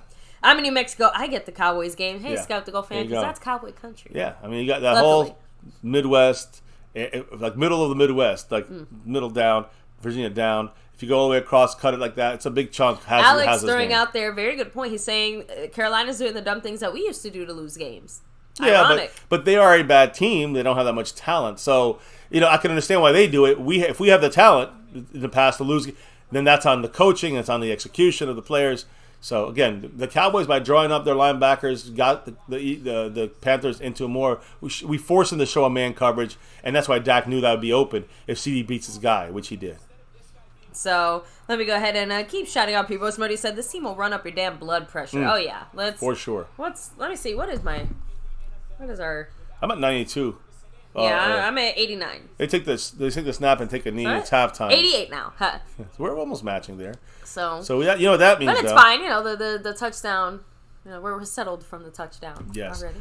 As we go into halftime here on MCF and in this game, we're going to have a raffle going down for the star level. But I do have to shout out just one person today so far for the drop. Not one drop in the Super Chats today. Only one drop in the Cash App by the man who's with the plan, with the crown on his head. He's trying Stanley to Smith. Go for that back-to-back. Hey, right now he is a little bit back on SnugX, but he is in second place on the overall board. And he is second place on the Cash App board. Also, I'm going to do the shout-outs now. On this side of things, do not forget the man, Jason Renfro, who's repping that sponsor of the week. You know, he go back-to-back. He's a little behind everybody else right now. But Mr. Jason Renfro, he is tied trying to get a back-to-back on the gifting board, the gifting membership board, which is a tie between him and Skeptical Fan at the moment. And again, the person who's got that crown this week is Jason Renfro. One of the best ways to give back love here. People that in the chat that have to put on that accept gifts on the chat, and you can accept and you can get a gifted membership possibly. So much love to Jason Renfro for being the big winner there and the tie right now. Tonight we crown a champion after this game between Skeptical Fan and Jason Renfro and Indian Boogie, who's won back on both those guys currently. And anybody else who wants to get into that. It's only a 2-point lead there. So anyways, and of course, on the Marco Seppian, 96 points on the stream boss. Much love to the man Mark, always representing that star for everything, all the way in Hawaii. All right, so Lions are up 14-10. Yep, over the Bears. But Marco Seppian also third place on the overall board. He got, of course, Stanley Smith in second place on the overall board. But who's in first place on the overall board and the Cash App board? Maybe you know why he's here. Why don't you shout him out? SnugX. You know it.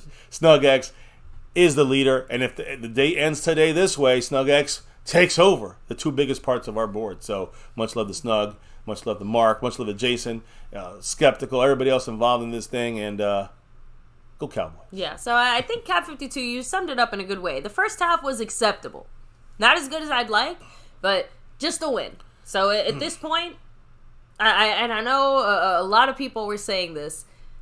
Win the game, no injuries. At this point, it almost doesn't matter how exactly we get there. And let's be honest, if we win and we don't have any major injuries, that is a huge win, and I will consider that a win. But reality is, we don't like to see our Cowboys looking like they're struggling against a team that should not be making us struggle as much as it looks. I'm going to say... That's what I'm saying.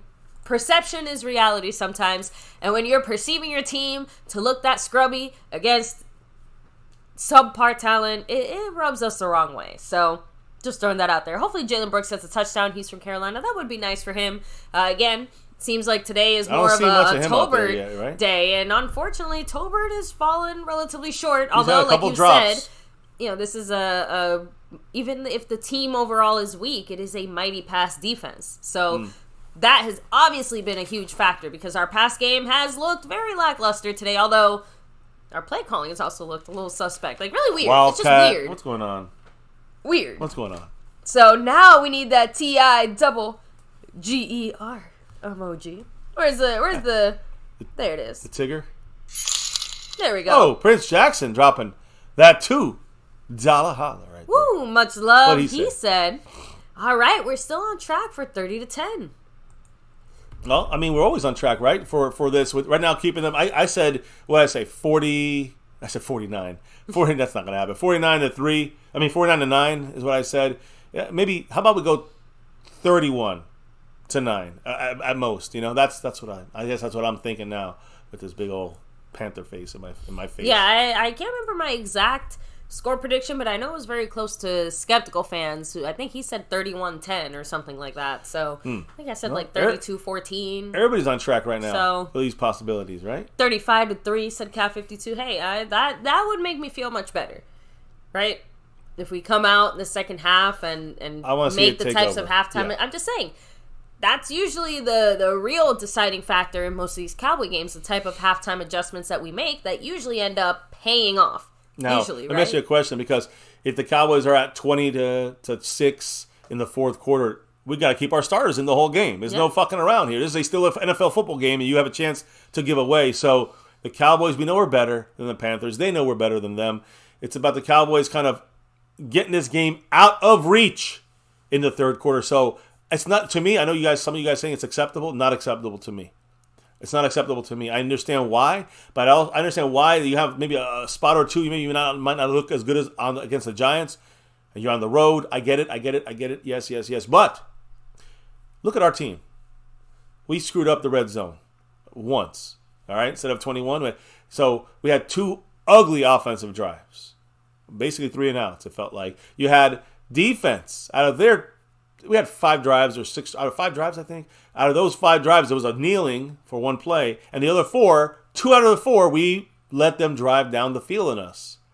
Luckily, a sack by Micah got him out of field goal range. Luckily, a sack by DeMarcus Lawrence held him to 3. But I'm just saying this is why, I still worry about this team as a whole, on defense, on offense, on coaching. And you're seeing the reasons. Look, last week it was to show us the things that we got to see from our players. We got to see it. I don't see Brandon Cooks too used in this game at all. I'm not seeing Rico at all being used effectively. So my point is, those things from last week have kind of disappeared, and now we're kind of looks like we're doing a whole new game plan, trying new things to see what we're going to use and not use for the rest of the season. That's what it feels like to me. On top of trying to manage guys for the Washington game, they're getting too cute here, and it could bite them in the ass. But I know it's about winning. It's also about getting through this game without injuries. So, to me, the most important thing right now in this third quarter, as we come out here in the next 15 minutes or so, the Cowboys need to play extremely well, efficient on defense and stop them. 3 and outs, turnovers. On offense, move down the field, be efficient, better play calling, no dumb mistakes or drops, and get touchdowns in the red zone. That's it. We do those things 2 or 3 times. It's fourth quarter is all backups. Yeah. We get all our guys nice and healthy. So now, because Cat 52, that bothered me a little bit. And when I first heard the kind of rumblings, like, Jimmy has a big announcement with Jerry Jones later or whatever, it's like... The first thing is Ring of Honor, Well, right? Of course, but it was more like, did Jerry get some bad news last night or something? Like, in the sense that... Yeah, why? It feels a little strange that it happened outside of the Big D. But maybe Jerry preferred a more neutral territory type of thing because it would have been too much for his ego to handle how absolutely insane AT&T Stadium might have gotten for Jimmy specifically. Like, I don't know. Plus, that game against the Lions, that is a home game, if I'm not mistaken. It kind of has to be. It has to always be a home game. Come on. For that to... For the Ring of Honor, I'm talking always it through at home. here. Remember, this just happened. Please, calm down. Look, my thing is this, is that, number one, Jerry Jones said this the other day, that if things are down, he knows what to do to spark stuff up. Not saying things are not down, but they're down on the curse, and we never win. So this is a way for Jerry to, look, an uneventful game against, supposedly, not many people really care about this game, no matter who, other than the Cowboy fans. Nobody really is. There's not any game of the week. Yeah. So he didn't want to obviously announce it, let's say, during the Thanksgiving game as well. That would have been too attention grabbing, right. I think, a little too... He wants to do this on a smaller scale because of Jimmy Johnson, and I still think that. But at the same time, it's about doing it in time, so it falls on December 30th, and it's kind of about a month and a half for that. And I mentioned this earlier as well, guys. Jimmy Johnson is the only player to be inducted into the Ring of Honor only person, only human to be inducted into the Ring of Honor in December. So that is also a bit of Cowboy history that he gets to hold on his own for now. So, I don't know what the future will bring, but... I just think that Jerry Jones, he knows how to spark stuff up, and the thing I'm trying to say about this is that Jerry Jones is like, you know what? Doing it at a...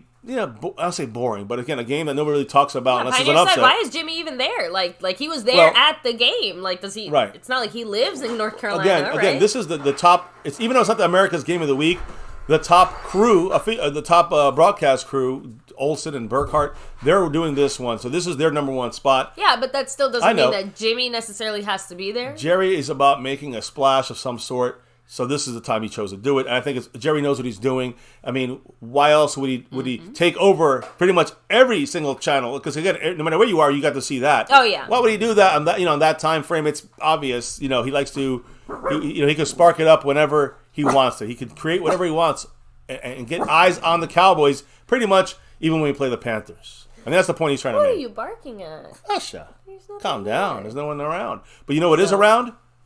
We got to do this thing, Star baby. raffle time. Yes. So, well, you go ahead and get that set up. I didn't want to highlight Prince Jackson's point here. He said, see, when you're up by 14 or more, you basically take away their run game. Oh, yeah, for sure.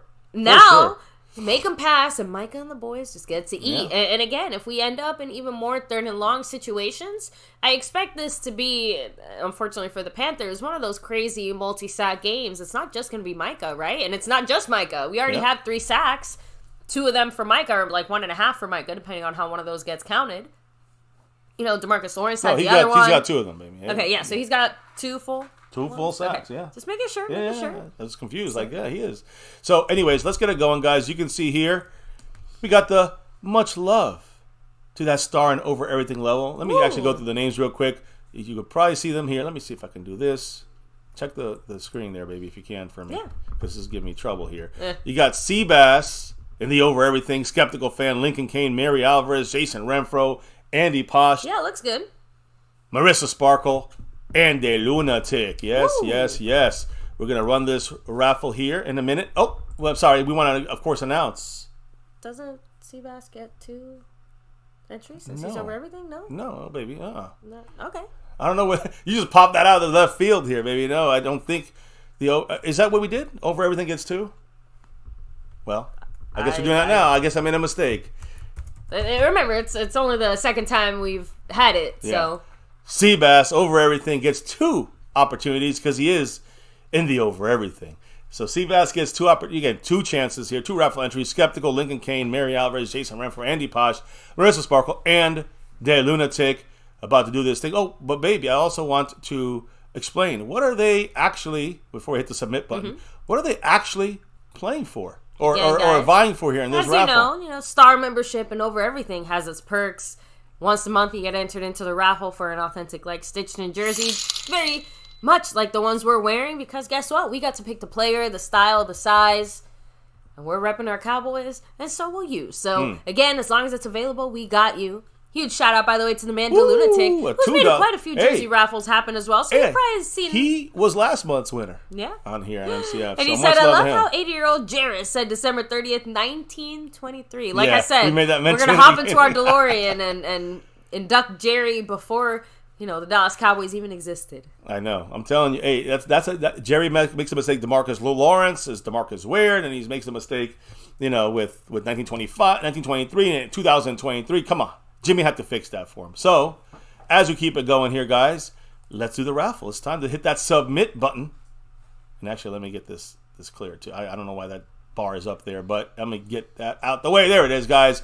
And let's run the raffle. Good luck to everybody in the star and over everything level. Good luck to all. And let's see our monthly raffle winner. Lincoln Kane with the big W, the big win there, all the way from Australia. Woo. Much love to Lincoln Kane.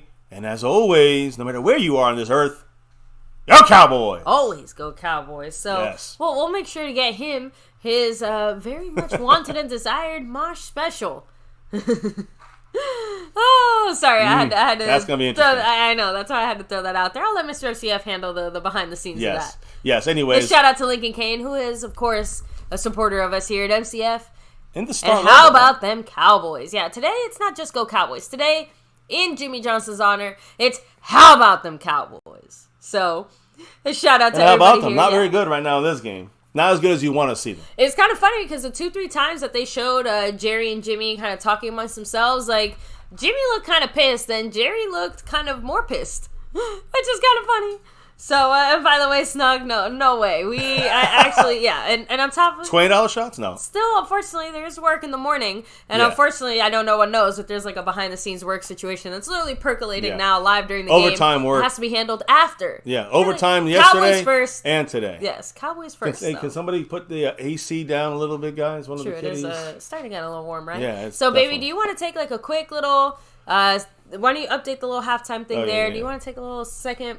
break here. If you need one, go ahead. I'm good. I'm gonna watch this. I'm sure? I'm feeling all right. I'm feeling good here. So let me get. No, I think I still got water. I might grab another. I'm trying to see. I'm getting in the holiday spirit with some little peppermint Chocolate. I'm on the edge of my seat when it comes to having this Cowboy team come out right this second half. I don't know, really but care about anything else. I probably should get up because you know what happens every time I stand up. Something good happens. Let's hear the screen, though. Sorry, That's the also dog important. is laying on the remote.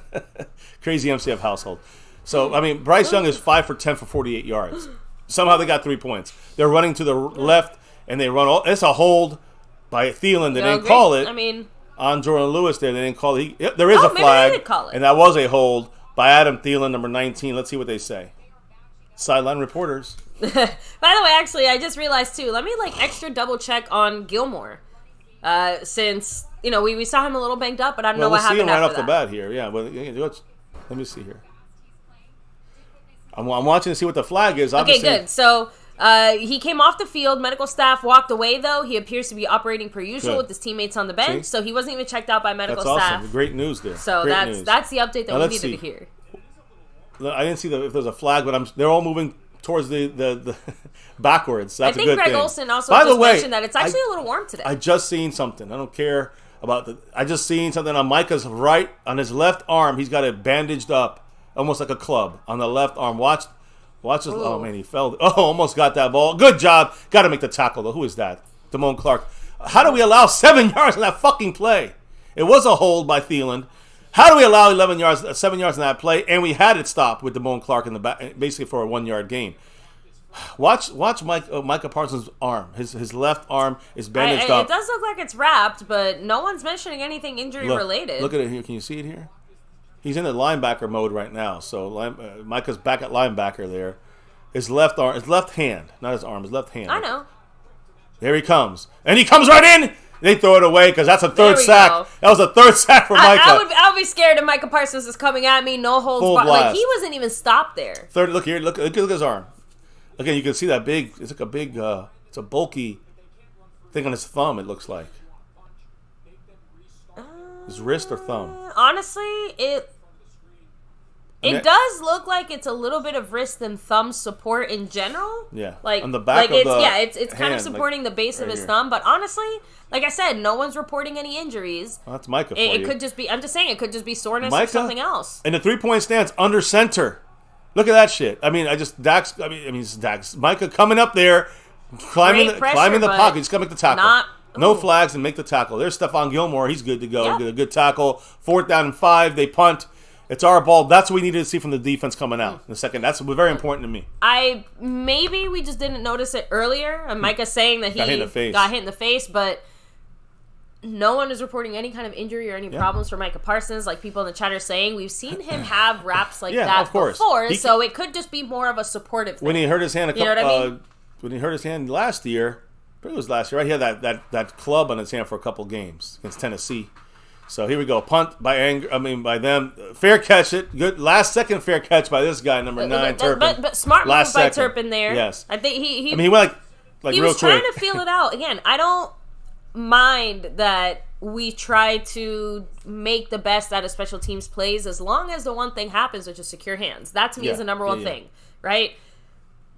Let's say he hadn't gone for the fair catch there. As long as he, catches the ball and holds on to it, we're still basically at the same spot. So I don't mind trying to take those chances. If you don't take those chances, you'll never break one through. Yeah. Which, by the way, really sad, because that's like the one thing that still hasn't happened yet. That was my bold prediction for this game. Come on, Turpin. He hasn't had any chances on these punts. We figured more punts. It's interesting, though, it's only 4 or 5 drives in the first half for the Panthers. So, they scored once, and they punted 4 times. It's not really that much as I thought. I think we're going to punt 6-7 times in every half. Go over 10 per. So, everything good?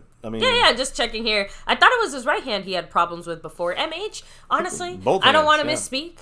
We've seen Micah basically looking out there, with 2 clubs before, I swear. But I'm just not going to take it as any kind of injury situation or something. I'm guessing it's just typical football type of, needing extra support, right? Like we see it all the time, right? Tyron Smith practically lives in an arm brace at this point. You know what I mean? So whatever it is, I'm assuming it's on his elbow. I know, but it's still for his arm, okay? Yeah. Even if its original purpose has been readapted. But don't get me off track here, Mr. MCF. My main point is, I'm assuming it's just some sort of additional supportive brace gear so to speak, right? Well, like the rap is issues there with not injury. because he's like I will injured or back. whatever, but because maybe he's sore, he's feeling some bumps and bruises. He's, you know what I mean? Yeah. It's maybe it wasn't whatever it super is. close So to the game. MH said, JPP plays with the club, right? So Yeah, what's up, Tammy Siltis? Much love. Asmodeus said, watch the fake punt. Thank goodness. No shenanigans there. Honestly, this is not the type of game that I think I want to see any kind of extra shenanigans there. So Cap52 saying, Mike has worn clubs on his hands, feet, you name it, he's worn it. Yeah.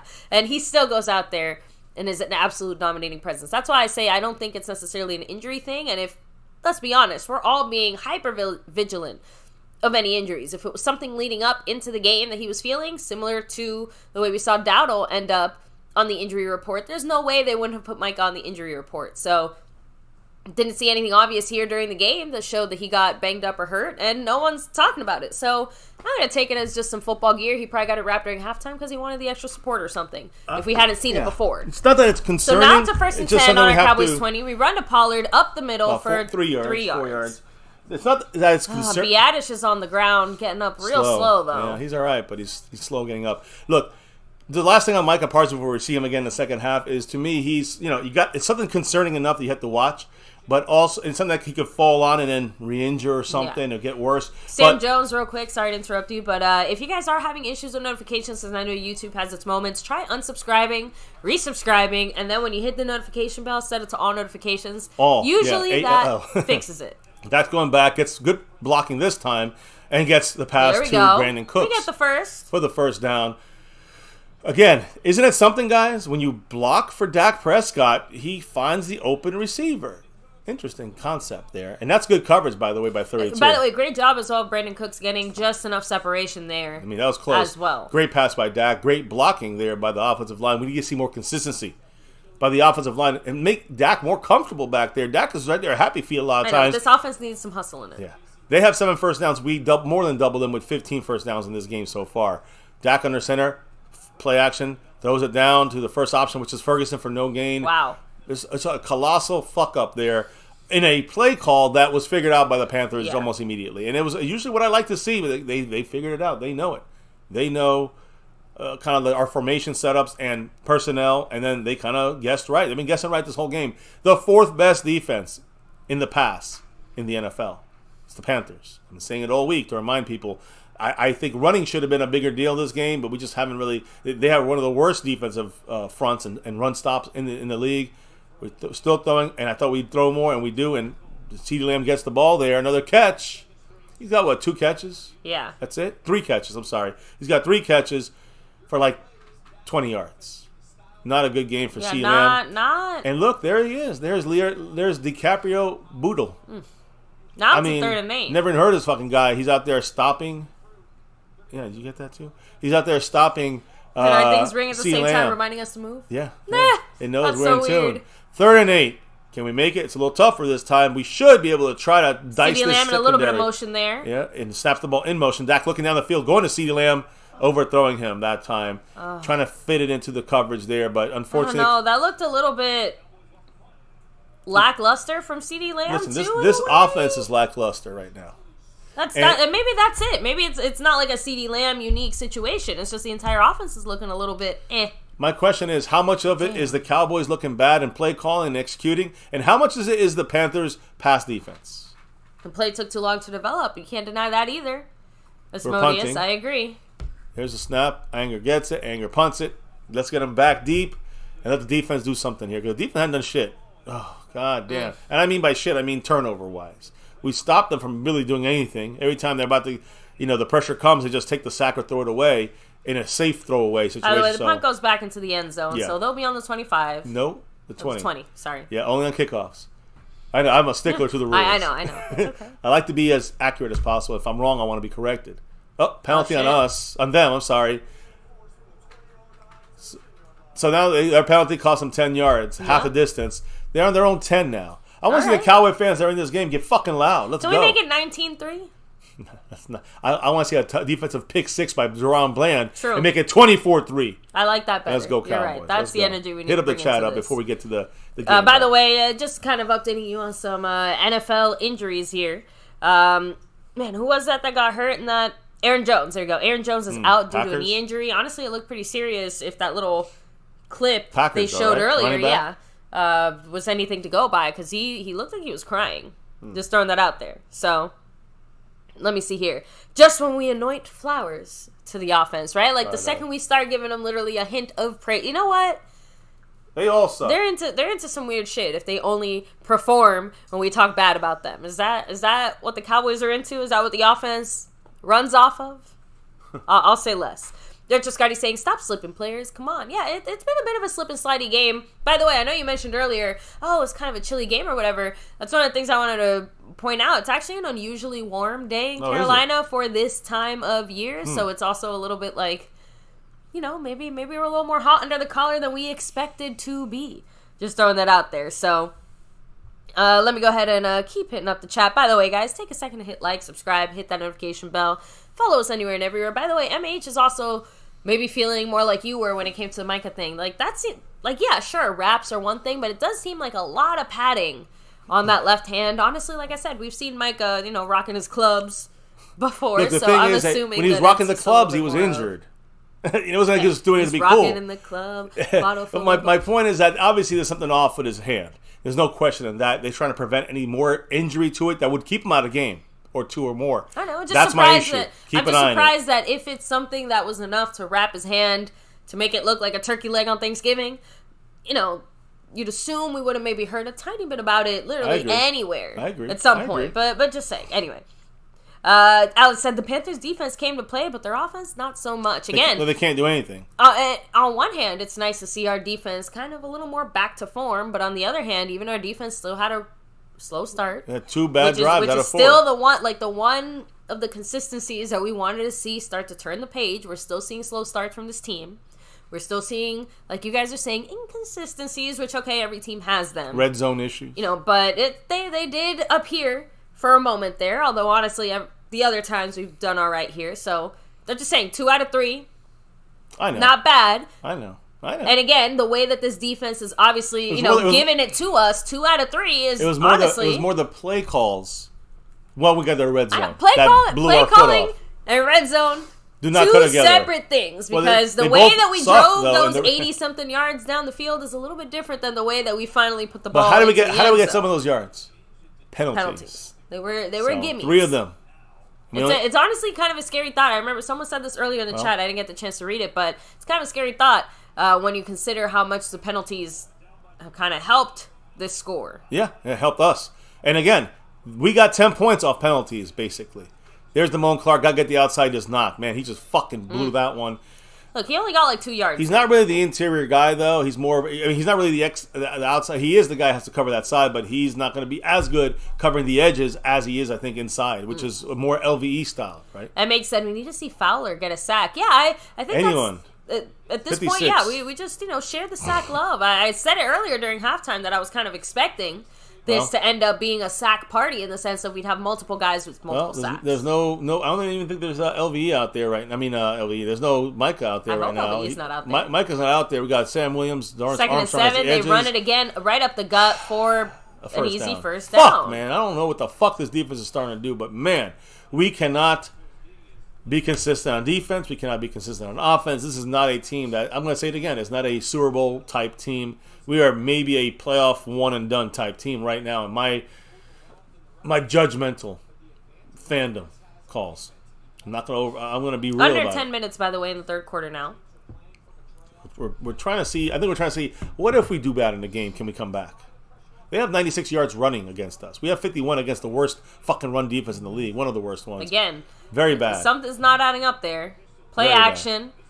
A lot of time this time for Bryce Young. Ooh. Overthrows him, and again, no pressure. Damn. Thank goodness. Thielen's mad because we got lucky there. Thielen's mad because he felt like something happened there. He was shoved to the ground. Well, let me see it. Some interference. There's Bland. He did grab him. That should be a hold on Bland. So for those that think that it's not, who cares? It's so really it wasn't an overthrow. It was Bland. Bland held him back. Getting handsy in a way that he shouldn't have been. Yeah, I'm sorry. Like, even we have to call it the right way, and if we see our Cowboys we got a break. up. Can we take advantage of getting a break from the refs? It's 2nd and 10. They got 3 seconds. They got to snap it. They do snap it. This time we get a little more pressure, but Bryce fumble! And he kicks the ball out of bounds. Is that incompletion or a fumble? Damn it. Please say incompletion. They're calling it incomplete. They're calling it completion, baby. It's a fumble. I just saw the ref go like they this. They got to move it back to where the ball's. No, baby. He was doing it over his head. Okay. They're calling it where. Yeah, it's a fumble. They're calling it. Let me see. Catch. 1, 2. Okay, so yeah, it's a catch. Oh, well. He kicked it out. Oh, he or Jordan Lewis kicked it out by accident. But even if it's a fumble, it's still their ball, right? Yep, it's right there where he fumbled it, though. Not for the first down. Yeah. It's before it. There you go. So, I mean, it is won't now. Count for much, but yeah. Are they timing out here? He's checking the I think they're reviewing that previous play. Is McCarthy challenging that? Yeah, McCarthy's going to waste the challenge here saying it's incomplete. What exactly are we supposed to challenge? He's going to say it's incomplete. He's going to say it's incomplete. He's going to try to make it a cause for calling it incomplete, but... Oh. Yeah. Do you like fumbles? Yeah. She would love fumbles. She started wiggling her tail when we said yes, she did. Yeah. What a smart doggy. So, I'm trying to... Okay, so they just moved it to 3rd and 2 now, which is where the fumble occurred, is where it needs to go to. It's too bad we couldn't get a break there. They go quick lineup there, guys. 3rd and 2. We're not even ready. They snap it. Micah kills them, but it's a false start on them. Oh. It's a false start on them. You know what? I'll fucking take it, but damn, Micah. Micah blew him off. Oh, that's probably why he got in there. You see that little... The false start. The thumb brace. There it is. Yeah. Now it's 3rd and 7, and now you got a pass rusher coming in. All right, there we go. So now, exactly. We do that same thing and keep the same screws on them. So maybe this is good luck, maybe, because we got the man who's leading the whole place today, and the overall board and the Cash App. Snug X dropping that $10 holler. Woo. What do you say other than the Go Cowboys you know and love? He said, how about them Cowboys? How about them Cowboys? Right. Snug X in the house. Much love to you, man. He's trying to get that crown. He's going to corral that crown. Cash App and overall board here at the end of this game if he holds it down. And hopefully yes, we can our hold it dog down. does have a jersey. Yes. Here, maybe I'll put it on her later. 8:25 to go and ticking. We get pass rush coming to the right side. Bryce Young is getting nervous, but he gets out of it, throws it down the field. No one out of bounds. Out of bounds. He drops it. I don't know. Look, he fell and then dropped the ball without even making an effort. Jonathan Mingo. I think he already saw it going out of bounds and just gave up halfway through. So why did we stop him this time? Penalty. Well, on them. I'm saying we got to stop. Even I have to admit that was a Micah Parsons. That was all Micah too. No, 3rd and 2. I know Micah made the stop, but they went false start. Okay, even if he hadn't, guess where they would have ended up? Micah stopping them where they did. They would have ended up on a 3rd and 6 because Micah stopped them. I hear you. I know. I'm just trying to say but yes, the chance still was there. Yeah, penalty definitely secured that for us. I think. Oh, almost. Oh no! Shit. And we just gave it up. Here's a flag on us. Great punt, by the way. Are they going to keep it there? If I'm them, I keep it at the 1 yard line instead of repunt it because it's not running into. It's not roughing the kicker. It's running into the kicker. It's 5 yards and you re-kick it.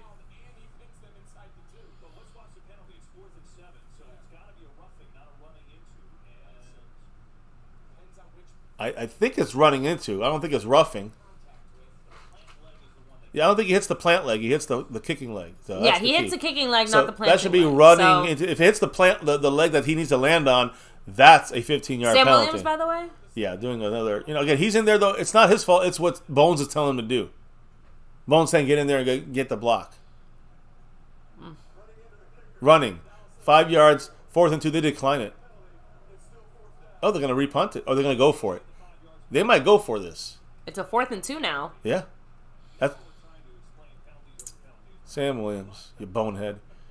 Seriously, he's got some things wrong sometimes, I think. This is one of those ones, it's hard for me to be... Yeah, they're going for it. ...as mad over it. I mean, I almost would have done it the other way with their past defenses. They're down so much, I agree. They have to try and go for it here now. They're trying to stay in this game. We get a stop here. That's the best thing that could have happened for us. And I'm confident about our team getting those 2-yard, 3-yard stops on a 4th down because we get that penetration now. Will we be able to do that this time again? I don't know. It looks like we have too many guys in the field. But all right, Micah's up top there on that 50. Here they count go. Everyone. No, it's 11. 4th and 2. They're going. It looks like right side heavy. That's Micah's side. And they are play actioning. Damone Clark lost it, and it's an easy first down. Damn it. And there you go. Sam Williams cost us a first down. a big first down, and now they can make not just a first down, points, because they're right on the edge of a field goal here or more. 17-10, 17-6. Those are the two options coming up right now. Or 17-3 if the Cowboys can pull something out of their magic or a pick rabbit six. hat. So no, that wasn't holding on Micah. Cap said, "I'm surprised it didn't decline. Wasn't it on the 2?" But it's because it went again on the 1 yard line, the half yard line. They rather would have gone for it on 4th and 2 than punt and make us go back, because remember, it's 17-2-3. Yeah, well, let's see if they're right. Right now they are right. They got the first down. They need to get points. Somehow they're still running, even though you hear the whistle. You don't win this game by punting the ball. I know. Regardless of how good your field position is. Their defense has been solid this game for the Panthers. So that could have been a way of getting 5 points in total, and then another get the ball back as well. But look, you know what? We had a chance to stop them. We didn't. We over-pursued the run. We let the two levels get open with those tight end and receiver, Thielen, and they had to play on us. We're not good in coverage there on a big fourth down. This is really disappointing. This is a disappointing game, no question. But, you know, it's just, even if we win 40-3, guys, this is not a good game by the Cowboys. 2nd and 7. It is a run this time back to the outside. They got to cover the hole. Got to tackle better. Who is that, Marquise Bell? I think so. Marquise Bell got just pummeled there. You know, that's the one thing about only thing about Marquise Bell is that he's going to get shoved out of the hole. He's going to get run over sometimes. Even though he can hit too, he's a good hitter, but he's still smaller than offensive linemen. Sometimes smaller than some running backs. So that's Marquise Bell's, minor issue, downfall, and maybe a bigger thing for the season, for his career, let's say, than it is for a season or a game even. So definitely not a game. I think he can handle it. But this game is getting pummeled from Marquise Bell. 3rd and 3 now. 3rd and short. Not good for our defense to keep facing these. Yeah, Kelly Presley said, I feel like we should be ahead by a lot more. We haven't earned it, though, but we are the better team. 15 is wide open. Deron Bland. I thought he was going to go with, that was Donovan Wilson. I thought that was a pick six right there for a second. Their only tight end, Tommy Tremble, is the intended target. You saw Mingo get open, I think they're going to go for it. They have to. If they went for the other one, they're going to go for this. I mean, I guess they could go for 6, make it 17-6. Yeah, but like I said, a field goal is not winning them a game. Well, a touchdown's winning them a game. Again, I'm going to say it. If we stop them here, it's better than the other way. Because we've been our own one. Stephanie Willis, what's up? Stephanie. Update us. Baby watch. We still got a few weeks left to go on the clock, right? But we got 4th and 3 on the screen. Our newest Cowboy fan is going to be joining us soon, hopefully. Yes, much love, Stephanie. 4th and 3. Let's get a stop for Baby pressure. Willis. I thought he knocked it down. Not enough. Fuck. He made the catch, stealing by a half a yard. We had Wanye Thomas there in coverage, but my good, I thought we had a knockdown. I thought Wanye got there in time. Shit. No. We had 2 guys on that side. God damn it. We're going to leave these motherfuckers a chance to get this. Man, we're going to get them a chance here. Alex is actually pointing out the opposite. We shouldn't be ahead by a lot more because Carolina helped us get some of those points with the penalties and stuff. So we should actually be losing. Yeah, we should. It should be 7-3 right now. The Cowboys have not played well. Again, even if we get a pick 6 or luckier, we're not playing well. But right now, I just want to get the win and no stop injuries. The run. Good job, Donovan Wilson. Good job by Dorrance Armstrong and Sam Williams by boxing up and out the gap he was trying to run through. Don't throw punches. Who threw it? Their side? 63-33. It's Corbett. From their side. And I will admit they exchanged punches, but 63 threw it first. You always get the second guy. You got to be careful. 2nd and 10 for the Panthers. They're not wasting time as far as their offense, but they are taking a lot of time, which is one way to kind of beat us, get the defense tired, and get the offense even more inconsistent. 2nd and 10, and we're giving them the chance with the penalties. 2nd and 10, shotgun. Their trips right. Cowboys look like they're going to blitz up the middle. Marquise Bell, he does. No, that's Micah Parsons. Did not get in there. Good coverage though, by Malik Hooker. No, Deron Bland. Great coverage on Tremble, the tight end. So, that's great, Stephanie. So, new baby already knows about our Cowboy Family event. So, welcome to the newest member of the team. Go Cowboys. Go Cowboys. Now, Pioneers throwing out there, too many of our defenders are forced to play out of position. We're playing mixed up positions with the safety of the linebacker drifting here, defensive lineman dropping back into short zone coverages. We do that a lot. Sorry, the way that the dog is looking at you right now, it's like she's actually listening to what you're saying and like understanding. Trips right for the Panthers. Inside is wide open right now. We are blitzing inside with Armstrong. Dumps it down and it's almost a first. It's a first. Fuck this damn Cowboy defense, man. Are they giving him the first? It should be. He wasn't touched until the end. I think he had the first. They're going to call him short, though. Fourth and a little short, but does it matter if it's 4th and inches and every 4th down they go for, they've gotten? they're not even going to challenge it. I thought that was an easy first down for them. We're not even ready. And right now, Osa's giving them the free first down. Yeah, he got it. He gets it, yeah. Surprised no flags. Please no fights. Cowboys are really showing why this defense is not truly elite. We're good. We're elite at times. This game should not be as rough as it currently is. Guys, you don't understand this. See? This game is, you guys understand, I know about our offense and everyone wants to throw and have Dak, and they have the fourth best defensive pass defense in the NFL. But this is more about Micah getting worked. He's tired. They're about to score a touchdown. We got to keep our starters to the end. Fuck the goddamn Washington game. That's 4 days away. Now we got to win this game. We let them in it. We let them. They're not a better team than us, but we let them do this. Now we're going to be injured. We're going to get tired. We're going to get beat up for the. I'm telling you, Cowboys did this themselves. Here's a touchdown. If they get no touchdown there. Good job by Stephon Gilmore to stop. On Thielen. What? 5 minutes ago, Micah vomited, but he said that he's not sick. This was 5 minutes ago. Is he having a he heat threw situation? Up. Well, he came out the game again. Did he get punched? I don't maybe? Know. Like, stomach? Right now, unfortunately, don't tell me it's like some kind of head injury or something else either. Like, I'm just saying, like, don't say that. Hope not. I'm seeing a lot of jokes. Oh, he vomited twice on the sideline. So he's not in right now. Wasn't there a flu going down? I see our defense. We're all fucked up here. Oh man, get the stop at least on the run. Damn it! Another fucking first down. Our defense sucks a huge cock. That's just the way it's going to be this game. I mean, the Cowboys are embarrassing me personally as a fan. So, by the way, I'm seeing a lot of jokes out there saying, yeah, Micah is sick of being held. That's good for them. I don't even care about that. I don't care. I'm not bitching about the refs. You guys, some of you guys may make the refs nothing to do with it. We're the ones getting breaks because of the referees. Third and less than a yard. Another third and short. Our defense is tired. It's going to be 17-10 in about 30 seconds. This is bad. And we're going into the fourth quarter. Quick pass. Damn it. Touchdown.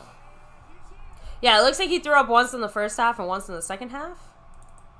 Right now, I'm about to fucking throw up. And look, the Cowboys can say he's not sick, but reporters are saying that he's showing visible signs of being I'm sick, clearly, watching this piece of shit Cowboy team. People don't like the honesty, but you got to give it to them rugged and raw. And we suck and dick right now. That's their third string tight end. Really their second stringer, but they're missing all their tight ends. They don't have Hayden Hurst. Don't matter. Cowboys are fucking short every single time across this field on defense. And people want to blame only the offense. That's what makes me laugh. You guys are saying it. We are getting breaks from the refs. So it's like, on top of that, we still can't perform. Yeah, there's a little hiccup. You got to scare you to make you lose. Let me drink some water. 17-10, guys. Cowboys wanted to make it a game. They got a game now. Now, I don't want to hear about benching your guys or bullshit like that.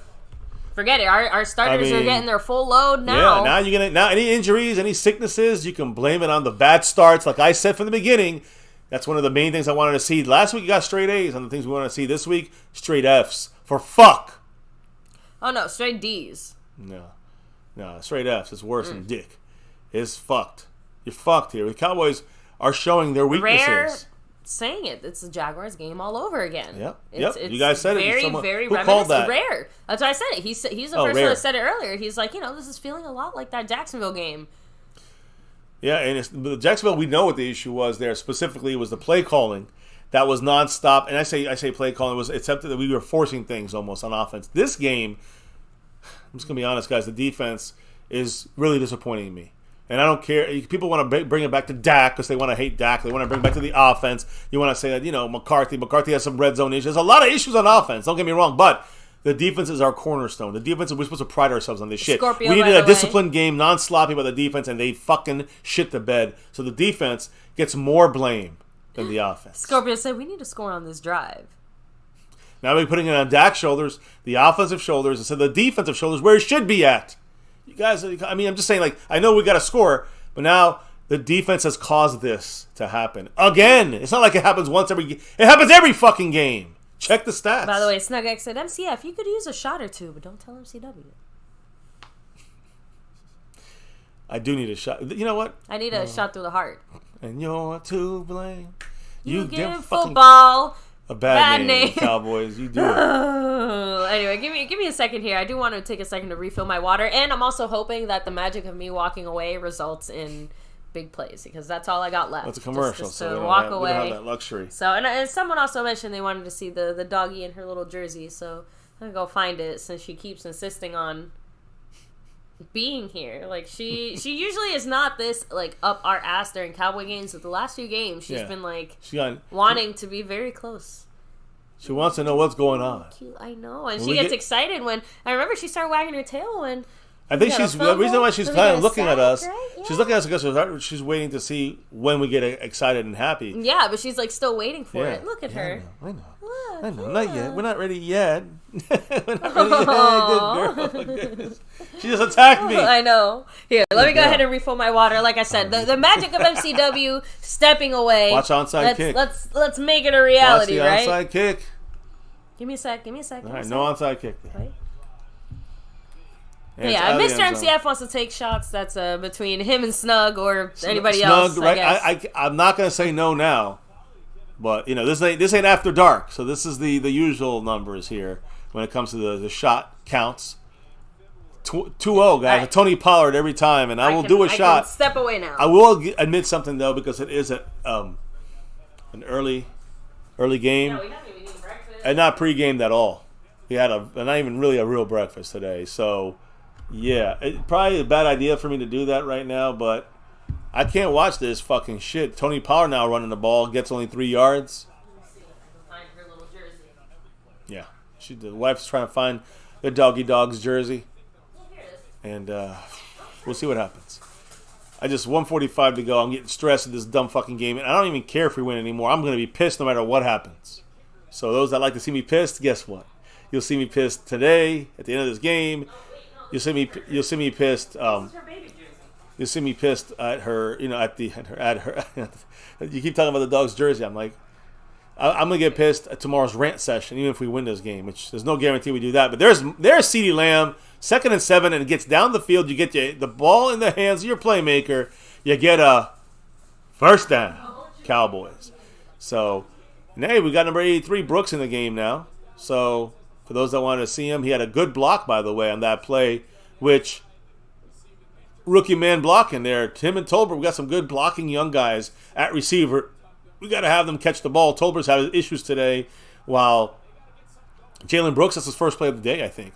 And it was there for blocking purposes for CeeDee Lamb. McEwen has the fullback here. Dak under center. Pollard back there. It is not a run, it's a throw. Dak's looking, rolls out, gets out of the pocket from damage, throws it back down, bounces off fucking Tony motherfucking Pollard. He cannot make the catch. Pollard drops that fucking play. It was almost a pick because Pollard would have missed it, and Pollard had 10 yards in front of him. He had a wide open guy right there. Pollard was wide open. I don't know. It was a bad pass by Dak, but it hit his hands. Pollard should have made the play. Again, Cowboys are finding ways to lose. Here it is, the jersey, the big star over everything. Good girl. I'm gonna get my water. She looks really weird when she's really fluffy in that outfit. Cowboys snapping another pass on 2nd down, which is smart. This time, Tolbert must have heard me. He made the catch for 5 yards. Now it's 3rd and a makeable 5. Cowboys this year against teams over 500 were 0-2. 16 points per game and -4 in turnover differential against teams. I'm sorry, that's over. When we play them, when we were under 500, 6-1, 33.7, and turnover differential was like +10. This time, this game, this is the Cardinal game. This is last year's Jacksonville game. Shotgun, 3rd and 5, CeeDee Lamb in motion. 2-2 is the lineup for the receivers, and Dak's looking, got time. He throws it over the top, wide open to Ferguson for a 20-yard gain, 25-yard gain. First down, Cowboys. Stay over there, baby. Stay over there. I will. So, anyways, but you know what? Don't worry about it. It's the 4th quarter now, officially. That's it. Quarter now just ended. So there you go. Going into the 4th quarter, the final quarter of this game, in a much better situation on offense for this drive. Let me clarify that shit. I'm gonna have to get up too, baby. I know. I'm sorry. I'm trying not to sneeze. I know. Yeah. I know. That's why I didn't come back as soon. I know. Anyways. Let me hit the chat. Let me hit the chat real quick. Stephanie Willis, Kelly Presley, Alex Asmodeus, Snug, X, Azteca Aguilar, MH, Retro Scotty, Pioneer, Rare, William Bernie says, this is very concerning. Cowboys trash, a skeptical fan. Fuego said, don't tell him Parsons has COVID symptoms. He's been vomiting. Yeah, I mean, I don't think it's COVID, but we'll see. Pollard gets the ball. Pioneer said Pollard gets the ball and braces for impact. The ball was outside, but it hit his hand. Usually that's a catchable pass. Parsons always looks gassed, says Bernie. The wife in the house. Cat52 says, finally throwing it to number 87, Ferguson. And again, I wanted to see more usage of this. This is one of my keys. CeeDee Lamb, which we kind of not gone to too much. He's got, 4 catches for 35, 40 yards maybe. I don't know, but, he's not getting that streak continuing. So we'll see how that goes, but I want to see the tight ends being used. We got Schoonmaker, but no Ferguson as much. I think 2 or 3 plays, passes to Ferguson. Still need a couple more, I think, to him. Let me see here. Yeah, he's clutch, said Alex. Really glad we have him as well.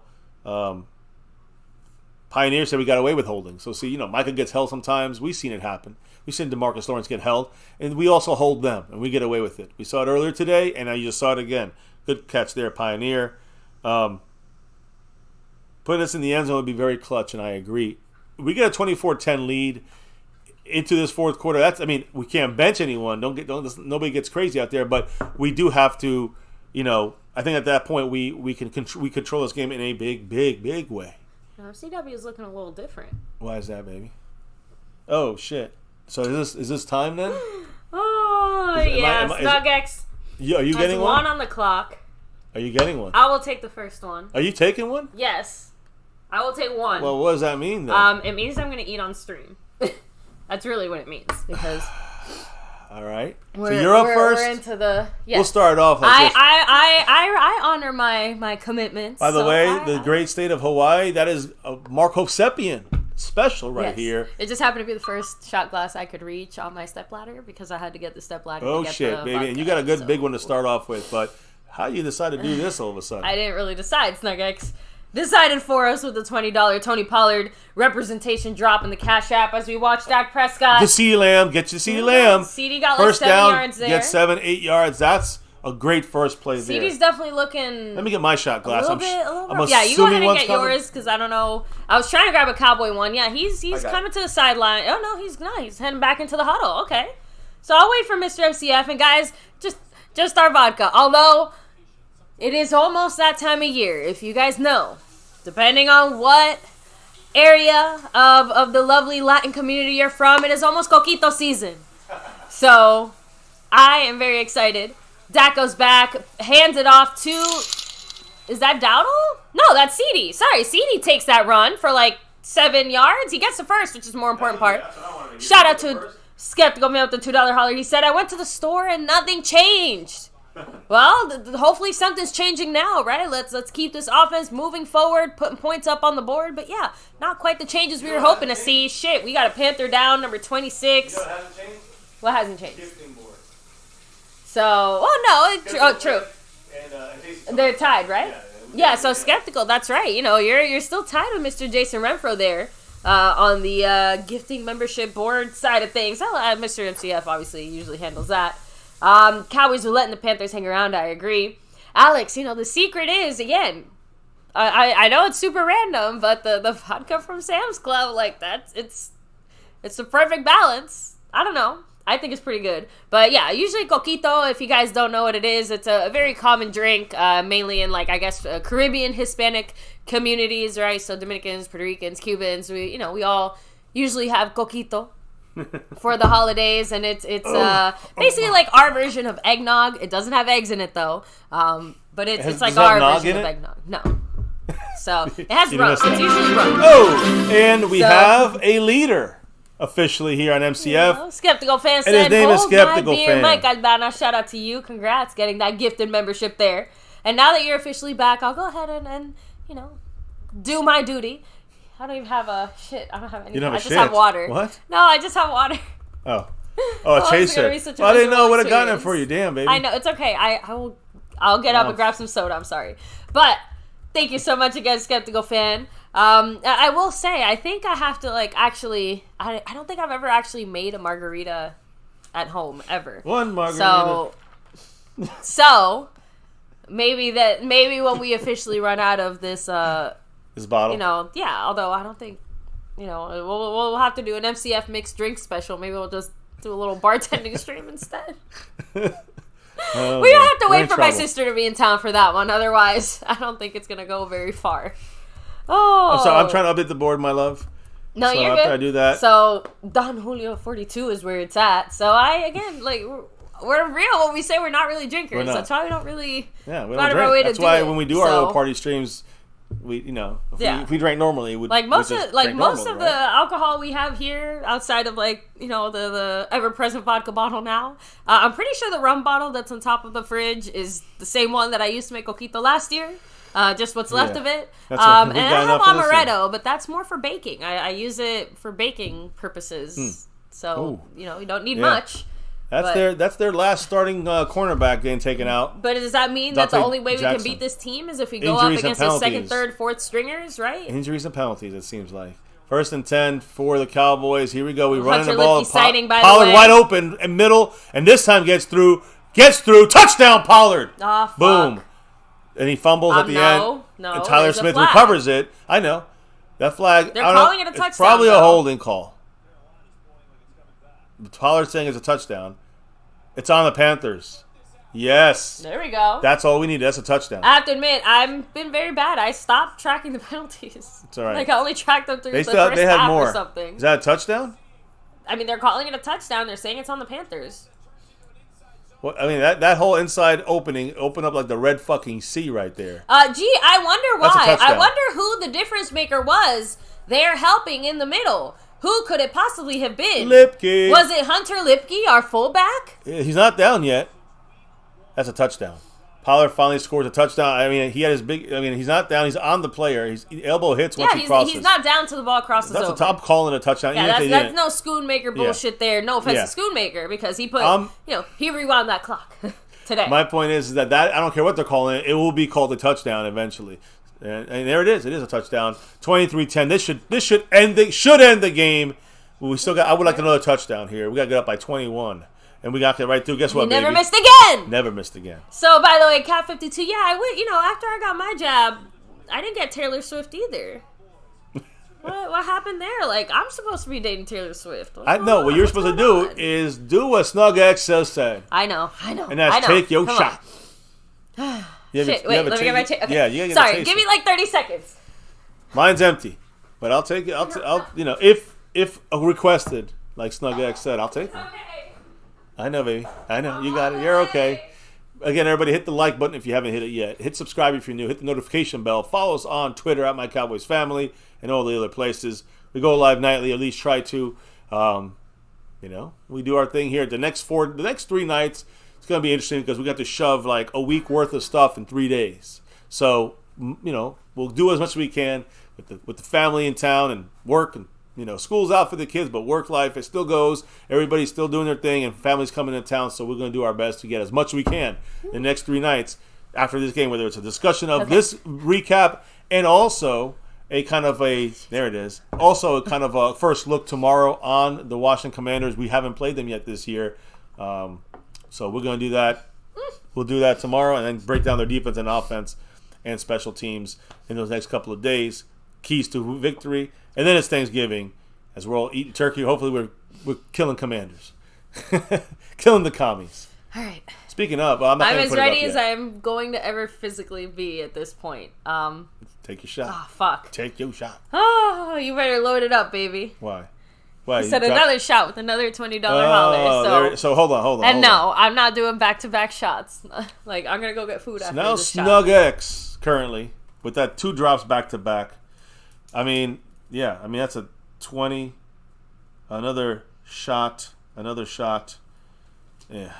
All right. Well, I have not eaten today. I know. Again, I had 1 square. As I was opening up my second square, trying to eat it behind the scenes as I refilled my water earlier. That's when I got well, now it's going to be lunch. Probably the chips in the pantry. I'm gonna grab after this. But anyway, Ooh, I want to do this this is a much before bigger the Cowboys shot, come by back. the way. I just want to make sure everyone knows. I got my orange juice Torture chaser yourself today. however you want. I know, I hate Gatorade. it. You know what I mean. I'm making a joke. Oh. Hold on, let me get it ready. We're gonna get back out there in a minute. I know, but I wish I had orange juice. That would be a good chaser. Anyway. Yeah. Okay. Cheers, baby. Okay. Let's finalize this. Hold on. Hurry up before I change my mind. Hold on. Snug X in the lead on both the Cash App and the overall board. Go Cowboys. Let's get this win. Let's do it. Fuck it.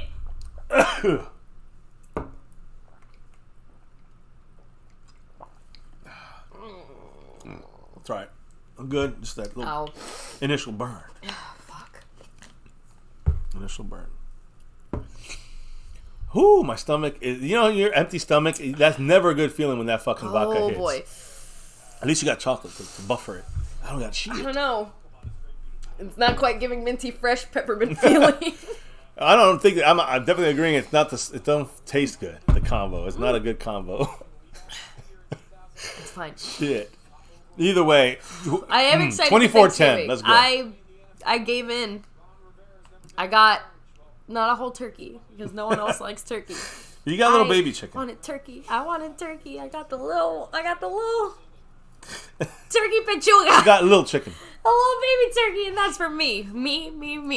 Everybody else, you guys can have whatever the fuck you want. I get my little baby turkey. How about we get these Panthers first? All right, play Pregame action. with some Panthers. Let's go. No pressure. Interception, Bland. Get up and go. Go. Pick six, baby. Let's do it. way. Let's do it. No Pick six. Yes. I called that yesterday. Yes. Fuck yes. I said, let's get that fourth pick six by Bland. That's a record right there. Oh, no, That's he tied major. the record. He tied the all-time right? record. And again, I'm saying he's in a record now. That's something. I mean, he already had it for the Cowboys franchise history. Man, How about them Cowboys? Oh, that man. Snug X shot did it. Did it in right there. Now we blow them out. All of a sudden, we're up by 20 now. What a snag. What a pick by Blaine. He got up and gone. Baby, that was almost like we were watching this in a movie. This shit. Jason Redford dropping $1.94 holler. As we got a pick motherfucking six by Deron motherfucking Bland. How about them Cowboys? Woo! What a play there. I mean, that's a fucking fantastic play. Oh, shit. He missed again. And he missed. It would have been 31-10. That was a predicted score by someone. Damn, it was. Skeptical fan. Skeptical fan said 31-10. Well, now it's 30-10. Damn. Well, I guess if you had to miss, it's better to miss on an extra point than to break that record. A field goal. He didn't break the record, but my big thing there was that sucks that we missed it. I'm like so. We got a combination of like a shot. That hit at like the most interesting fucking time here. I remember, go back to my bold predictions yesterday and tell me I said, how about Deron Bland with a pick six tomorrow, get that record. You know, to tie the record all time of most pick sixes in a season. That still has to be one of the most consecutive streaks of not missing, though, because he basically from week one not to for now, extra points. People haven't missed an extra point the whole season. He missed one extra point. I know, but people haven't missed an extra point and the then entire he didn't year. miss a kick. I know, but you're saying overall. Wow, pick six there, huge Look, if play. he's making the field goals, that matters more. Yes, extra points matter, but you know what? In this game, it's not as big of a deal anymore. Statistically speaking, it's still, he's good, okay? It's okay. Okay. Look, ties the NFL single-season record. I've been saying this for weeks. I mean, it happened with us in the Rams where he broke I'm like dropping shit all over he broke the Cowboys' franchise history of three pick sixes. Now he's tied the all-time record there. One more is all he needs, a pick six, and he breaks that's 5 times in a season. Deron Bland, we thought we seen it all with Trayvon Diggs. Well, you haven't seen Deron Bland yet. Damn, Deron Bland. Skeptical fan, he's like, damn you, Aubrey. It's always a damn kicker that screws us in some way, right? Oh, man. Woo! Man, I feel revitalized. Oh, my goodness. So, holy shit. That's something else right there. That was a fucking play by Deron Now, watch Bland. out, because he's a little winded. 11 interceptions in the last 2 years. Obviously, by far, that's the most in the NFL by anybody, rookie or not rookie, in the NFL the last 2 seasons. Deron Bland, he's the new Trayvon Diggs. And we got Trayvon Diggs back next year. Oh, Fuego, I got you. He said 3 people literally said, watch Bland gonna pick 6 here. I love it. Tammy, Fuego, by the way, Skeptical fan said it with 261, pick 6. Bam! Oh, man, you feel that fire, that energy? Marquise Bell did. He just knocked the shit out of Hubbard.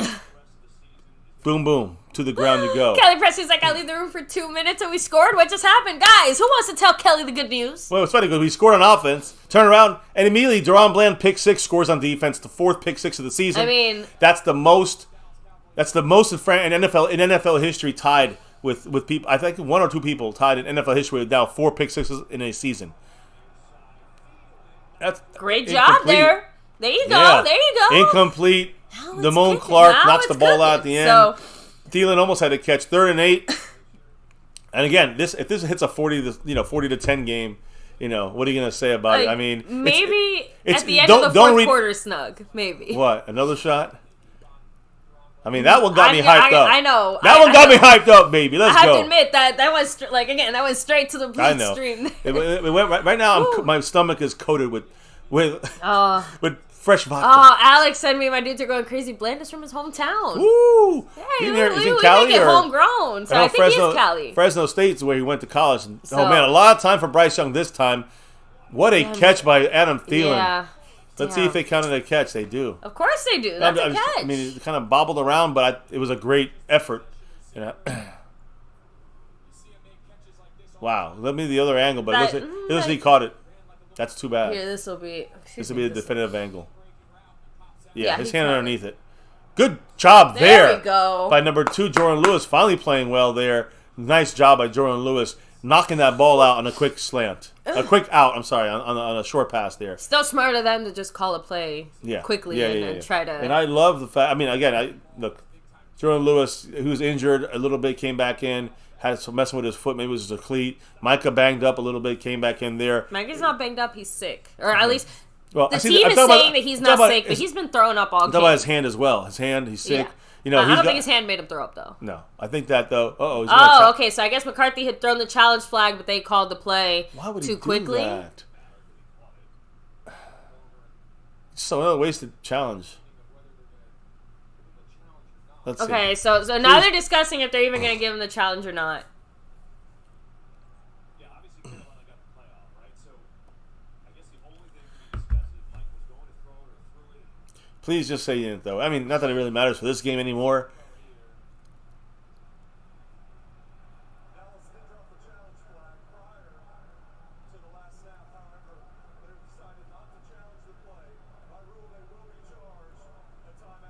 Wow.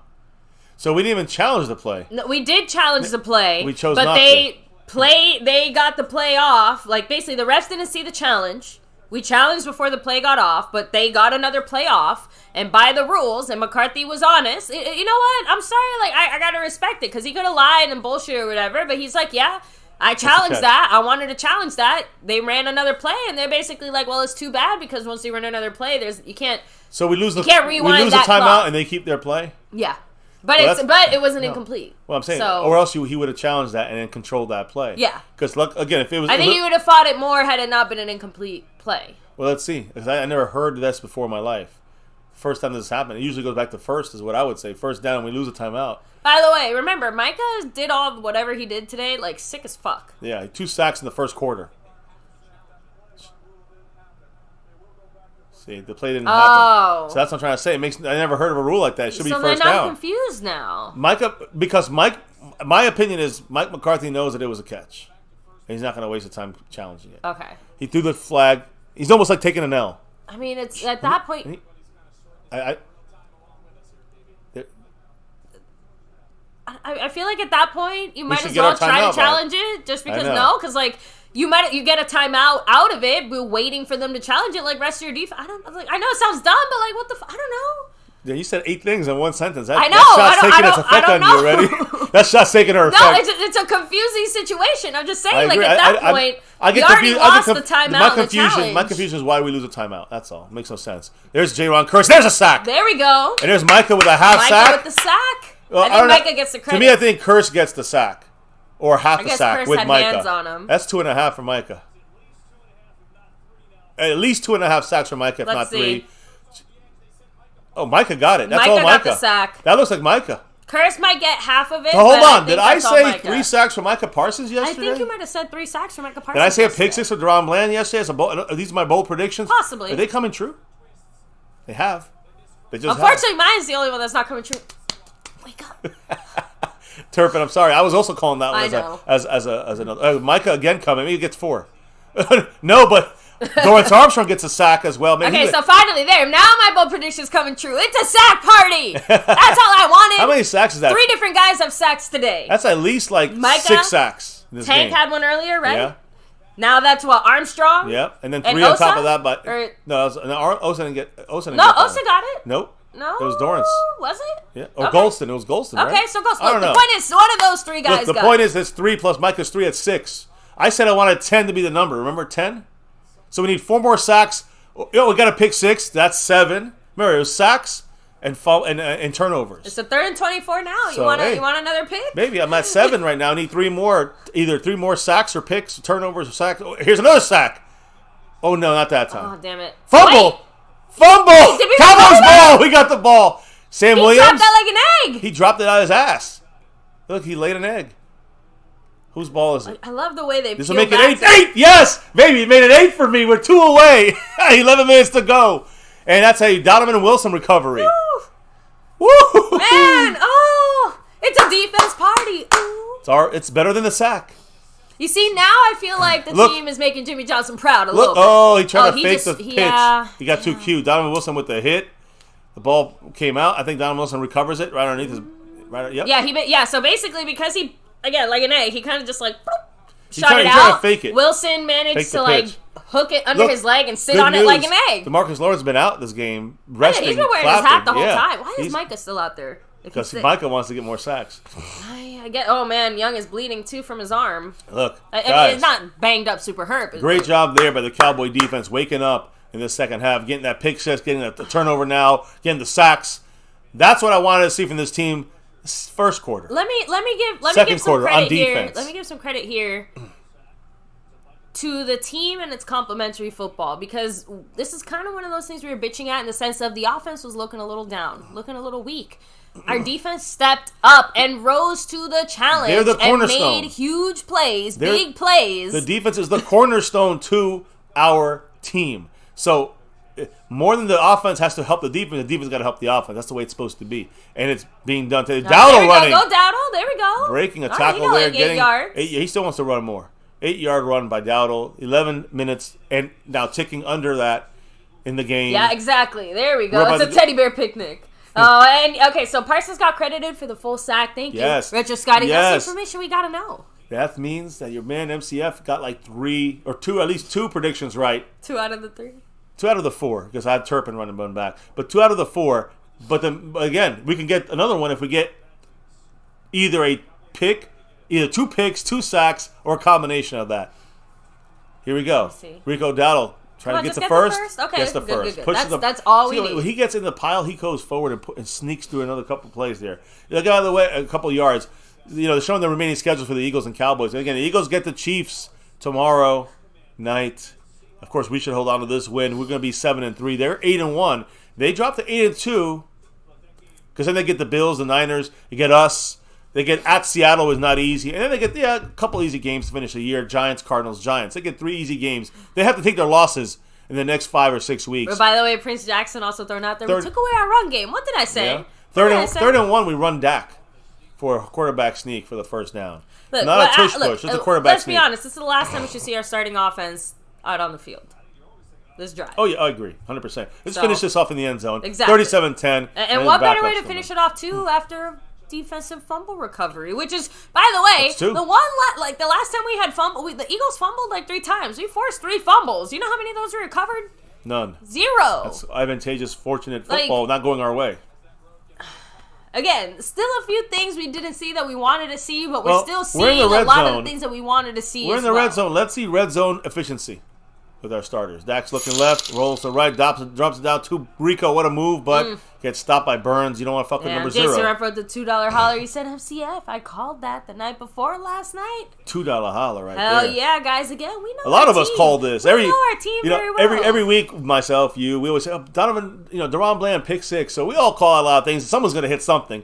But yes, I thought specifically for this game with the way their offense was, I thought this game specifically, the possibility was there for Bryce Young to throw a pick 6 and Bland to play the way he did. But yeah, you called it too. So hey, Family here. We follow the family. You guys kind of all fall into like, hey, I know how this team. No doubt. How this team. Oh, whoa! Baby, it's not that big of a deal. Are you sure? Because it's more about he got hit in the head. That's what I'm saying. It wasn't on purpose.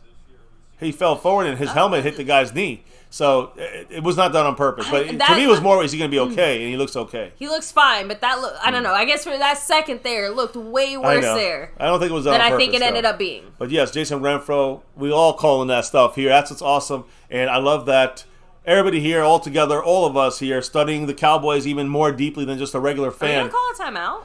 I don't know. We're going to have to. We're not even huddled yet.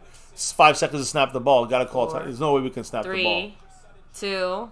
He's mad. Dak is mad.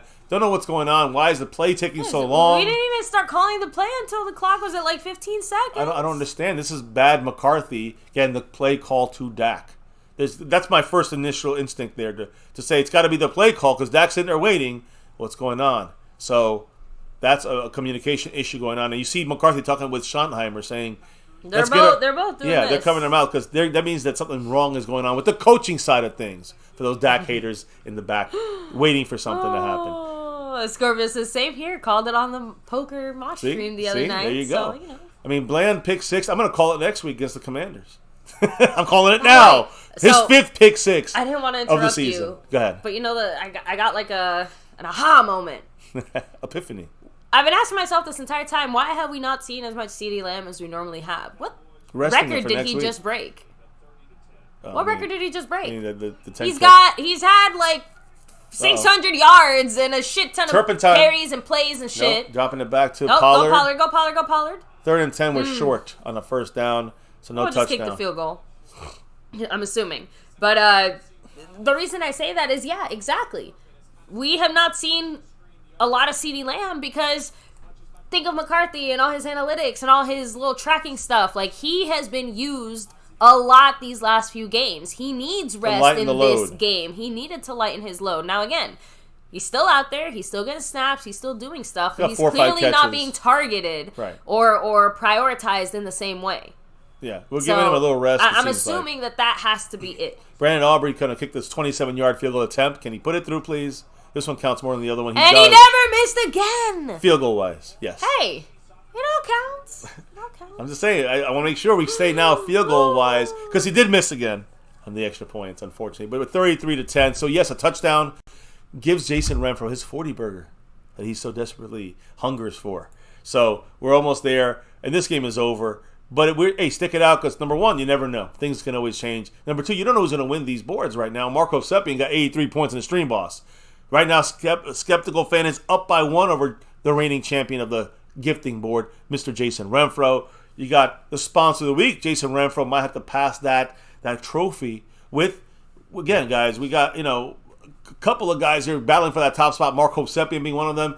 But Stanley Smith, our Cash App King. Yes, he's wearing that crown this week. He snapped the great Snug X's streak. But Stanley Smith is the current king of the Cash App. He's going to have to give that crown, though, to the man who's leading the top spot and leading the Cash App spot. Yes, he's back. He's back. Snug X dropping it like it's hot and making us take some shots. So, sorry, I have to keep reading some comments here in the chat. You guys are went from a shots that were like absolutely to deal to like shots to celebrate. When we were pissed at halftime, she's fast. Prince Jackson said it all season. We need 75 or more rushing yards. We can beat any team. Pioneer adding in there, Swifty's got to help us out tomorrow night. Yeah, come on, let's go Taylor Swift. So listen, I do want to say that I want to remind everybody, and tomorrow I'm still going to be bitching about this Cowboy team. Even if we score a touchdown, even if it's 40-10, I'm going to remind you guys what happened this first half of this game. Tammy's bringing us back down, though. Remember. Reality. I want reality. Let's go. Don't forget, everyone, our first of 3 games in this 11-day streak here. So, again, managing the players. Clearly, there's more to it than just that obviously contributed to, I'm assuming, the way that we saw our offense. The game being called, the way we were running plays, the way that we were managing some of these players. So right now, humbug. I wanted a touchdown. Me too. I did too. But we have room for one more, maybe a defensive one, a sack, fumble, pick it up, run, touchdown. I don't know. Look, my point is this: this is when those plays kind of happen. Pick sixes can happen again, Deron Bland. But I want to go to the Lions game for a second, baby, because the Lions, I think, are losing to the Bears right now. Someone let us know. That's big for the Cowboys. We control our own destiny. Yeah. Even more so if the Lions take an L. I mean, really the only team left would be the Niners. And we have to just make sure we don't fall behind. We have to pass them up. I guess we don't control our destiny. The Niners have to lose one more game. Outside of that, we control our own destiny if the Eagles lose tomorrow to the Chiefs. Is this their bye week? No, I don't think so. No, they played today. Here they go. They're taking it out of the end zone and get, again, about a 28-yard return. A solid stop there, though. Yeah, the first hit, he goes down. Let's just put an end to this thing with some defense. Micah got 3 sacks. He's sick, throwing up. Don't matter. He got a brace on his thumb. Don't matter. Micah got 2 sacks in the first quarter. A third one here in the third. Domination by the great Micah Parsons. Or in the fourth. I don't even know. It was his fourth quarter, I think. Either way, here's where you keep bringing the sacks. I said I wanted 10 total of either a combination of sacks and turnovers. I'm 2 away. I'm also going to assume that's one of the reasons why Micah maybe looked not so great at linebacker, because he's not feeling so great. Like, it's probably easier for him to do some D-line stuff. Yeah. Especially, all right. Ooh. Oh, he threw that one right. Oh, look at Micah. A great job by Bryce Young there. Good job there by Jordan Lewis. Good I tackle. agree. Nice solid tackle. 2-yard gain. Again, the Panthers are hurting. Oh, here it is. Bears are up 26-14 with 3 minutes. Although it looks like Lions are going for the end zone. Shit. And yeah, there it is. You should hit the red zone up if we have to. So we might, depending on 26-21 with 2:51 to go in that game. The way this goes. If our backup offense goes out there, well, I might go to the red zone for a minute. I know we can jump back at a commercial break, but right now it's Cowboys, always Cowboys, even if it's 100-0. 33-10, 6:38, ticking. We get pressure. Sam Williams in a sack. Woo-hoo-hoo-hoo, baby, I'm 1 away. That's how you put 1 away. That's 7 sacks and 2 turnovers. It's a sack party. At least that prediction. Ooh, Sam Williams, that's 3-4 sacks for him, guys, on limited snaps this year. I think he has 4 sacks. I know my man Marco Seppian says he doubts him. I don't doubt Sam Williams. I just think we got to use him more. That's the coaching. That's not Sam Williams. Give me a second. He's also got to be a little smarter when it comes to discipline and decision making for Sam Williams on the field. 3rd and 15. Is this a sack or a pick or a fumble? Your man MCF got this one. Once again, 3rd and 15. Oh, don't get over the line of script. Don't get over Fowler's got over the line, but a quick throw, incomplete. With Rashaan Evans sighting, number 32. He's been in this game a couple times on defense. 4th and 15. Now he was there to kind of be the closest guy to the ball. It was incomplete, and they're punting the ball now. 5:54 to go. I don't foresee the Cowboy offense on the field. I don't think there's a need for the Cowboy offense to be on the field. We're up by 23. There is one prediction still that hasn't happened. I said it happened on a punt return. What about now? Let's see what happens. Out as long as I could. Johnny Hecker.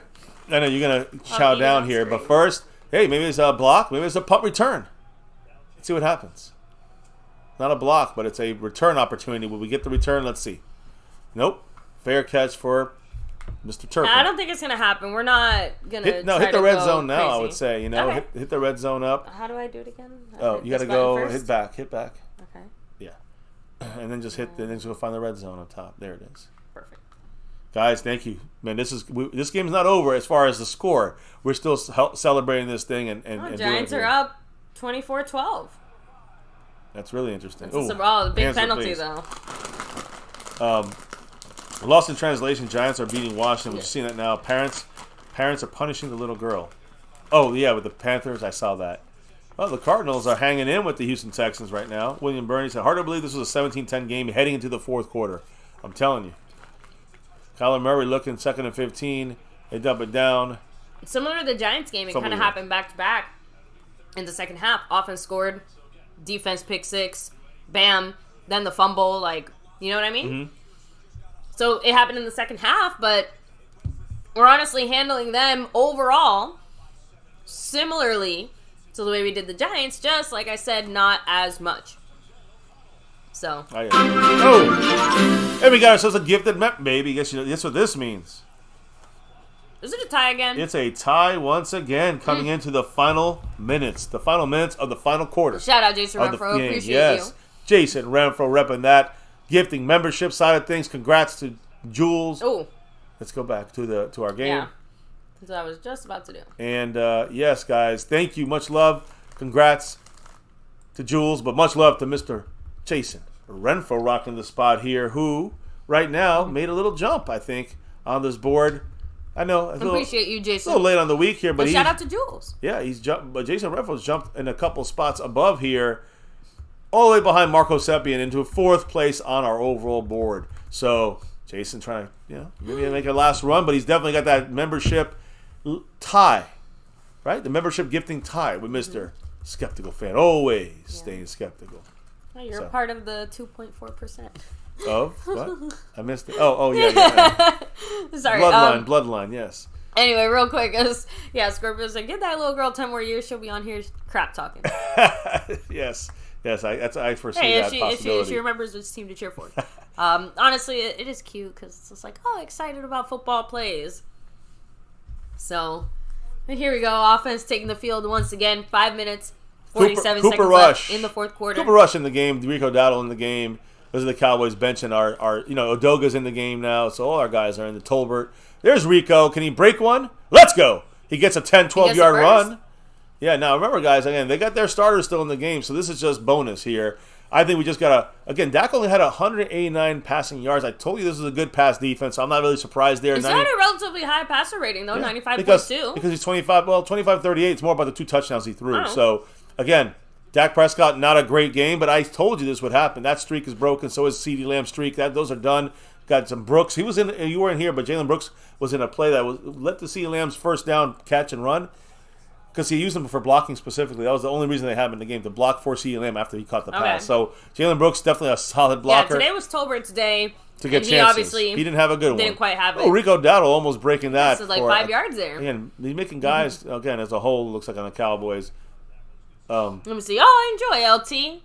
Have a great time. It's okay. Well, how about this? Figure it out and come back tomorrow. Yeah, we'll see what happens in that game. How do you watch? Actually, we'll have to ask Cowboys Abroad one of these days. How do you watch football in Japan? Well, I think he's back home now, right? Yeah. But the way you watch it, overseas, you watch it. They have special. They're holding there for us, on us. You can watch. I've been overseas and watched some games at times. Ferguson. I don't know. I missed it.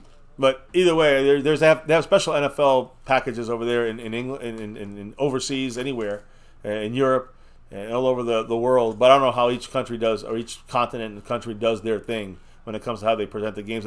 You got to be up at like 10 at night to watch these games sometimes. With the VPN, yeah, true. Yeah. Cooper Rush throwing it, quick little throw there. There's no Ferguson in this game. That's Schoonmaker. All the starters are pretty much out. 80-something. Who got the penalty? I'm pretty sure. Yeah, well, maybe it was 80 something. Yeah, it could have been.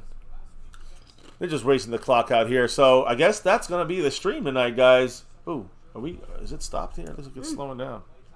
Hoping not losing the internet. No, okay, we're good. No, we're good. So it will be soon once the clock hits 0. We could start kind of doing our rundown here. I'm not ecstatic about this performance today. I'm happy we won. I'm happy we took over the game in the end. Similar to the Colts game last year and the Texans game last year in Dallas, both those games ended up being either close at the end, like the Texans, or a blowout, but we still, we blew them out, but in the 4th quarter. The Bears and Detroit Lions, a similar thing last year. This year, this game reminded me of that, where we blew them out at the end of the game. It doesn't really mean as much, though, the blowout, because, again, we had to win, but I said, let's win all these games by 20 or more, 23-point lead. Should stay this way. I also think that we could have had more points. There's some issues with red zone. There's a major issue with starting off games right on offense and defense. So that's a whole situation. Coaching, an ugly win. I agree. Yeah, coaching mistakes. I didn't think people actually used the gyms at the hotels, so I'm kind of impressed. Good for you. That's true. There's a vacation most of the time, right? If you're on a business thing. Shit, look at you, Cooper Rush. Brooks! Oh, my gosh, a flag. Oh, man. But Jalen Brooks dropped right in his hands by Cooper Rush. Cooper Rush actually threw a good pass. Yeah, had a little zip in it. He don't really have that energy to throw that down the field. Was the flag on us, though? It's got to be on them for holding. Pass interference right here. Yeah, right there. But it's holding, not interference. It's only 5 yards. Don't happen at the 50. It happens you get 5 more yards. But we get a new first down and get to take the clock off. More time off the clock. Damn, I'm genuinely disappointed we didn't get to see that play. Well, we did get to see it. You know what I mean. But but the completion of that play, I should say. Yeah, if he had caught it, it would have been beautiful. No, Thielen's real pissy on the sideline there. Oh, you know why? Because he had a very similar play. Yep. Bland did a very similar thing, and they didn't call it on Bland. Yep. So, again, Thielen is pissed for that. Well, and he's right. He has a right to be pissed about that. They have 8 penalties for 90 yards, and we have 5 penalties for 45 yards. And Thielen's still He's pissed. still going. That was back in the first quarter, it felt like. Here we go, guys. 3.5 minutes of just running to Rico basically the rest of this game. I can tell you that's what's going to happen. So, just a matter of not making a mistake. Don't fumble. Run this game out. Let's see what happens, with the backups in the mix. That's one heck of a touchdown there. Yeah, the Packers came back and are 2 minutes left. Oh, Dubs. 2 minutes left, and the Packers are pulled in front of the Chargers and Kellen Moore. Under 3 minutes to go in the game. Hit up, I guess, any comments, any thoughts, maybe before we wrap this up. Any last drops of knowledge, any last drops of love, and we'll see if we get a tie break on that on the gifting board. It looks like, unfortunately, the passing of the Carters. Jimmy Carter and his wife. Oh, they both passed. What? His wife. Oh, shit, Turpin. Right off his fingertips for Turpin. Didn't work today. Cooper Rush is 2 for 2, though. Look at him. Yeah, he's hitting the targets. What happened? So who died? Jimmy Carter died? It sounds like him and his wife, or that sounds him like or his wife. Okay. One or the other. All right, because that sounds like a planned suicide. No. They were both in hospice. Yeah, but damn, they must have planned to pass around the same time. Honestly, I know I've heard of things where people pass together, right? I mean, they've lived their entire lives together. Yeah, but I can't imagine. In their bad state, living any type of life separately. So yeah, I hear you. 3rd and 9. Shotgun for Cooper Rush. Hey, it's Turpin with the first down. There we go. Turpin with the first down. And now they get injured. Another guy injured for them. Yeah, another injury for them. Right now, they're already on their shitty starters. They got to go on their shittier backups now for the Panthers. We got our good backups in there. I mean, Tyler Smith's still in the game. Tyler Smith's he loves playing out there. And Terrence Steele out there needs to practice. Not just that, but Tyler, only 2 starters left. In a weird way, Tyler Smith could also use the reps. I agree. Not in a bad way, just just get more comfortable. Look, Smarties is saying, why is Turpin even still in the game, though? Yeah, because he's our 5th receiver. Offensive line stats, the last 2 weeks against shitty teams, guys. 278 rushing yards. I think we have, no sacks allowed or something like this. So, yeah. Again, it's great. The 1, 2, and 3 receiver are out. Now we got 4, 5, and 6. It's great that we have, a great offensive line stats the last 2 weeks, but don't let that shit fool you. We're doing it against shitty defensive fronts. Even though the Giants, their best strength of their defense was the defensive front, it's still a shitty overall defense. And this defense, who actually is a really good defensive front, and in the sense of pass defense, they could cover well. They had a lot of injuries today, and we're not playing an overall good team. So when you see these numbers, the offensive line is back. Slow down. I think we got to see him against a true dominating defense or a true team that's going to be able to, show up and be consistent with their defense, giving us pressure. For us to say our offensive line did a great job. They're doing what they're supposed to do. We're doing what we're supposed to do on the offensive line right now. So just load it up. I'm gonna try to get my last bit of chips in here. Go wash my hands. Is it a hit? Well, a $20 holler from SnugX. SnugX hitting it up again. Celebrate. It started with the first one was a depression kind of anger shot. Now we're in a celebratory the energy shot. Going from there. Whoa, baby! I'm so sorry. Literally the second after. Thanks a lot. I'm sorry. We're gonna take a sip of that or something. I am sorry. It's yours. Thanks. Because I have a feeling, I don't know if I'll be taking one with you, but I know that. Are we taking the penalty? Oh no, we're at 2-minute warning. Okay, great. So it went from stopping the clock to 2-minute warning, and the wife is eating. She's stuffing herself to absorb the shot that's coming her way. So another $20 Tony Pollard. So just clarifying, it does look like she is the one who passed away, unfortunately. Oh, damn. So Jimmy's survived. He's been in hospce for Jimmy survived a year. Like they said, he was dead once. He was not. I mean, he's in hospice for. It's crazy. He's been around. He outlived everybody. Yeah, wishing him the best. Yeah, and of course, no, I'm just saying, them and their family. Yeah, of course, obviously, and they obviously lived very long, full lives, and gave a good chunk of that in service to this country. So for sure, especially after his presidency, was when he became elite. You know what I mean? That's when he became one of the best humanitarians out there. It's again, not presidency that it's wasn't that comparable good, in literally any way, but it just reminds me of the way that Romo was treated by our fandom in the sense of, like, because when he was our quarterback, like, you had to work hard to hear Romo fans. You get what I'm trying to say? But the second that Romo's gone from this team, it was like Saint Romo. Instantly. Like, our fan base is very fickle. I'm not even trying to say very good fickle, or bad. I'm just trying to say that, yeah. Very fickle fan base. They opinions changed once he left the building. Yeah. And when Dak one day is gone, whether he retires or he goes to another team, the lunatic just said it. We love our former president, but when they're in office, they're bums. Yeah, and that's the way it almost always goes. Oh. Shit. I mean, I'm not a big George W. Bush fan, but I'll stop there. Sometimes you're like, you wish has had some of those guys back, and that's not saying much. So, anyways, or Clinton or something like that. Bill Clinton. Not the greatest guys, presidents-wise, but you could do anything to get some of those guys back right now. All right. Anyways, I'm done. We're not talking politics. The 2-minute warning ends? Hold on. Politics is for After Dark. MCF After Dark, and I ain't giving out the actual site on YouTube. You have to find it yourself.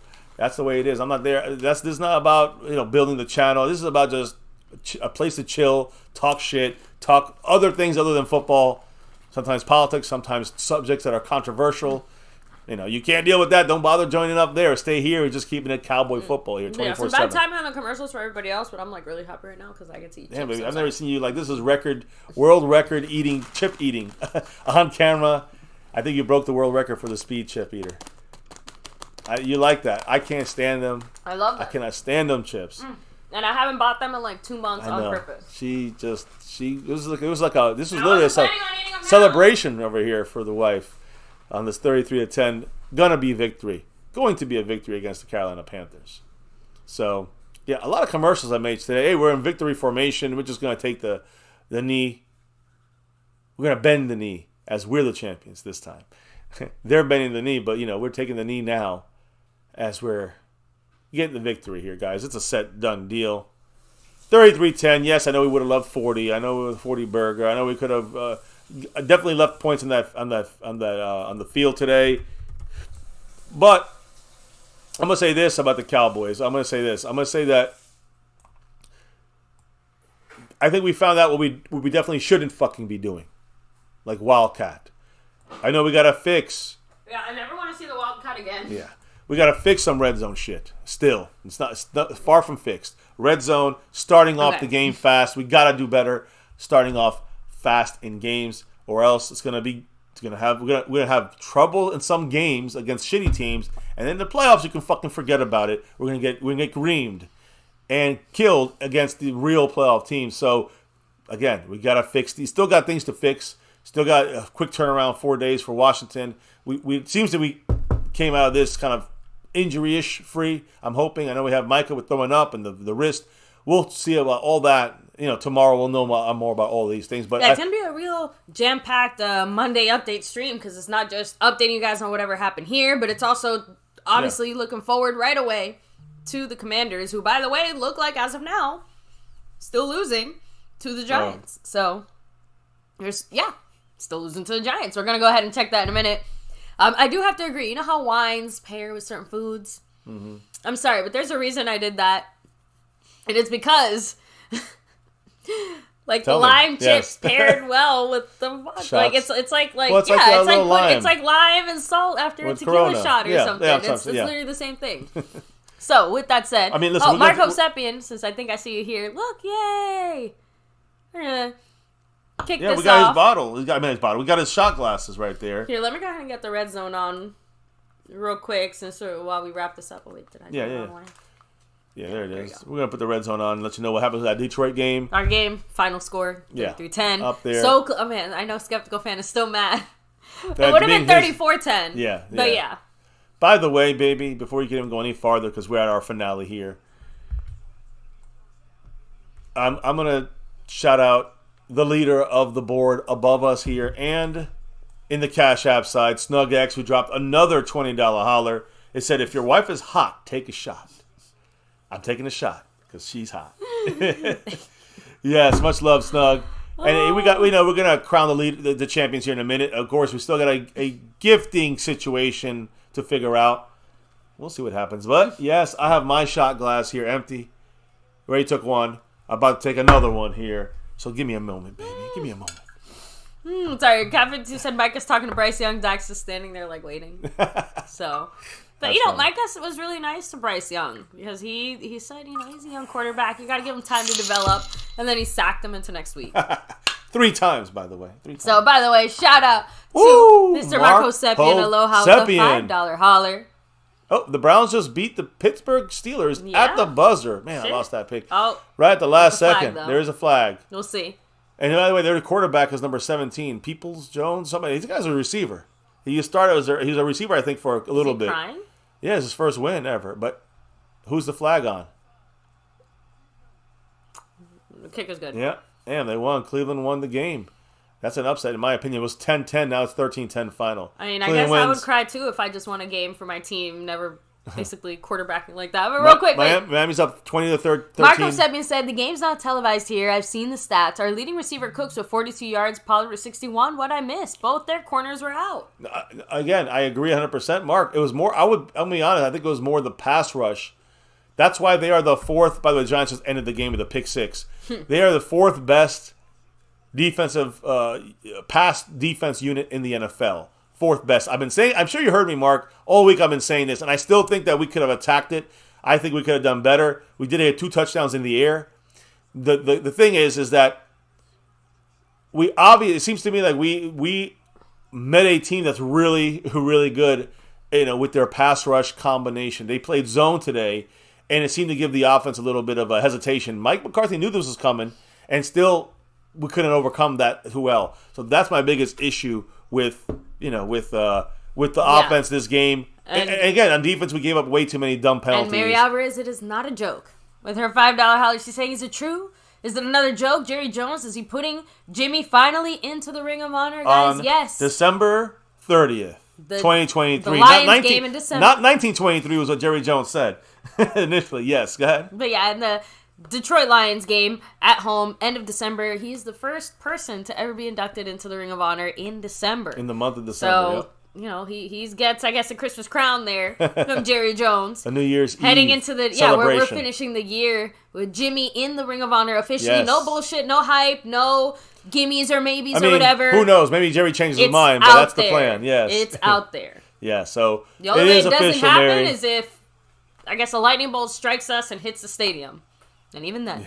So, It is official, Mary. Yes. but real quick, yeah. Great So, news. honestly, we're going to have to go into a lot more detail. It was not the best win offensively, that's for sure. But this was a very big game for the defense today. Especially they came through in a real big way. Deron Bland, by the way, with his next pick 6, he's officially tied for the NFL record. He tied it today. That's what I just said. Oh, I thought you said with his next pick 6. No, with this Oh, last okay. pick 6. Okay. Yes, yeah, he tied it. Go ahead. So with the one he got today, he is officially tied now for the record in the NFL. That means he only needs one more This to season. make his own history. Got to happen this season, yep.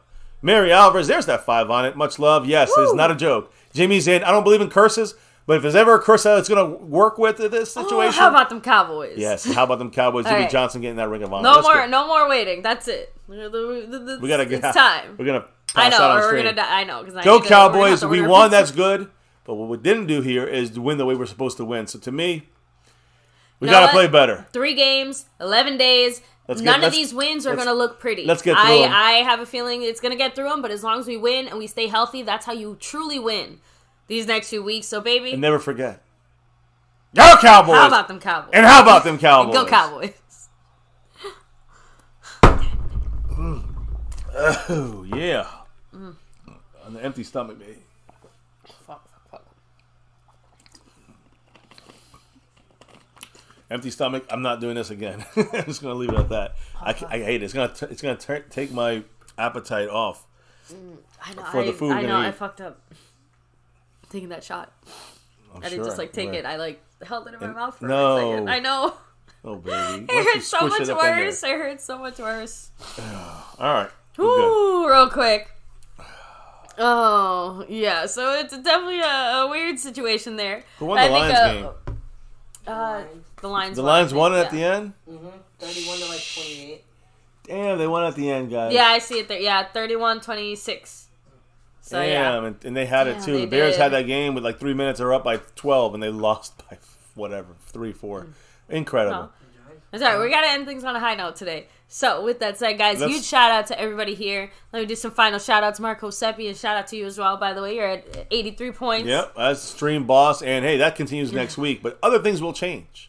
Our Lions won, Packers won, Browns won, yeah. Yeah. And the Dolphins just won. Yep. Our sponsor of the week, Jason Renfro, is going to be handing off the crown to the great Snug X. Much love to you guys. Again, our Cash App King, Stanley Smith, is going to be handing that crown off to Snug X. Much love to Snug. So Snug's taking over.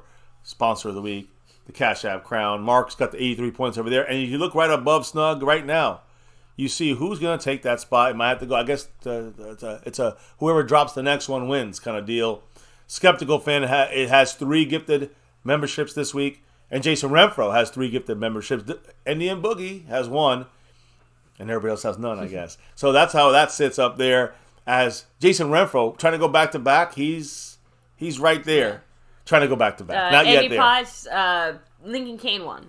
Yes, LC won that one. Yes, so. he got the star level raffle winner this month. Right. Now, of course, we do it again next month for the month of December. You never know what happens in between. And there's also I'm almost sure there's going to be at least another raffle somewhere in between. If you're in memberships, if you're in the higher membership, sometimes there are bonus opportunities. If you're in that star over everything raffle membership, where you get bonus entries there for being in the higher levels of the membership. Let's put it that way. So we'll figure it out. We'll see what comes in the near future. And of course, next month, we'll do it again, sometime in mid-December. We'll see who wins another jersey here on My Cowboys Family from the star and over everything levels. So, anyways, again, I think I shouted everybody out. The only thing we didn't crown is the gifting champion. That's up and it's up for grabs. I'm assuming until we go live tomorrow. Between Skeptical Fan and Jason Renfro, that starts tomorrow. I guess whoever drops the next one wins it. Until then, Jason Renfro has that crown, and he's ready to either hold it for a second week like our Cowboys back-to-back or pass it over to Skeptical Fan, always staying skeptical. So, anyway, let's get to the last shout-outs, the last comments. I know you did this. Sorry, Snug. Nope. Officially tapping out here. Shit. Tapping out. The wife is weak. I am weak. I'm hungry. I could probably hit one more if it came really quick. I'm dying. I know, but we're going to do those shout-outs and wrap it up. So if it don't come in the next minute or two, Snug, it's all right. It's all good, man. I'll see you after dark. No, it's all right. Justin D, Snug X, I can hit one more. I'm feeling good Griff now. 181 just said, I'm glad the curse will be lifted. Again, if there is a curse, it will be lifted 100% because December 30th, that changes. That's going to be good. Hopefully, it's going to be the bigger thing than Jerry... Then why the Bucks? Oh, that's why we don't get the Bucks game. It's only one. Fox only gets one game today, and this is the game they get. So we want the Bucks to get the upset today on the Niners. So, anyways, what I'm trying to say. Luck. What? I said good luck. Sorry. Yeah, I know it probably won't happen, but you never know. I mean, they lost to the Browns and they lost to other teams. The Niners did. Well, look at that. We'll catch you guys later, baby. What? Why do we do what we do? Oh yeah, it was almost a one-handed pick there. I'm sorry, baby. Why do we do what we do? It's because of that navy blue. That's silver, too. And that star. Over everything, guys, here at MCF. Win, lose, or draw, good, bad, or ugly. What do we always do? We whip that star over everything. Always. And here on My Cowboys Family on YouTube for 6 years plus. This right here what we're doing. Cameras on Reaction Game Day. 7 seasons doing this thing. Thank you all for joining the ride. Old school, new school. We appreciate all of you. And again, never forget, number one thing here, now, and forever. As always, go Cowboys! Let's get that 6 and beyond. Carolina Panthers smashed them in the ground. We kept pounding them until the fourth quarter they broke. And that's it. Not happy. We'll talk a lot. I'm happy we won. Not happy about the result. And the way we got it here in 3 quarters, we looked pretty bad. Remember, guys, fourth quarter, it was us up 17-10. So I wouldn't brag about this one too much. You know what I mean? We won. We made it a one piece. That's all that counts. And again, it looks like our injuries are good, so we'll see what happens. But guys, got the victory. We're going to talk about it tomorrow in the recap as we turn the page to the Thanksgiving game on the Commanders. There'll be a double duty one tomorrow. So join us for that. Appreciate everybody who dropped the love from above, specifically Stanley Smith, Prince Jackson, The Lunatic, Snug X, Jason Renfro, Skeptical Fan, Marco Seppian, and Mary Alvarez. Can't do this without your guys. Drop some love, your support. Appreciate you guys, the best in the house. Dropping your comments of knowledge, dropping the knowledge, the the thoughts and the knowledge from above. Thank you guys in the chat doing that all game long, and of course the drops of love. But baby, as we clock out and drop out officially here on this game day reaction stream and do our recap stream tomorrow, the first look at the Commanders before we can officially drop out of here for the night. What do we gotta do, baby, before we drop out this afternoon in this game? We gotta drop the beat. That was a real quick. Yes, the beat's been dropped. The way we kept. Gotta drop it like Micah. The way we dropped, yeah. Just dropping it on the sideline. Vomiting on the sideline. The way we vomiting if we take another shot. But time to eat. I'm hungry. We're hungry. You're hungry. Everyone's hungry. 33-10. Go Cowboys. We did what we were supposed to do. Win the game. We were supposed to do it a little bit better, in my opinion. Ring of Honor. We got the Jimmy. That's the great news today. Jimmy Johnson, Ring of Honor. Yes, hell yeah, guys. Again, we'll see you tomorrow for another one. Peace out. As always here. Oh, and congrats, of course, to LC for the big win. Yes. The big W, as well as with the Cowboys with the big W. Guys, we'll see you back tomorrow for another one. Much love to all. And never, ever forget, go Cowboys. Yes. Here, week 11, this game is over. Locked in, loaded, done deal. The Panthers have been skinned. Call PETA. We abused some animals today on the Panthers side. Hey, it's done. It's wrapped up. We'll be back tomorrow with everything. News, info, and updates. Injuries coming out of this. How we're prepping for the Washington game. Probably not much practicing. Tomorrow comes the injury report. Yeah, it starts tomorrow. Here in MCF, it ends today. We'll be back in a new week. Oh, a new week tomorrow.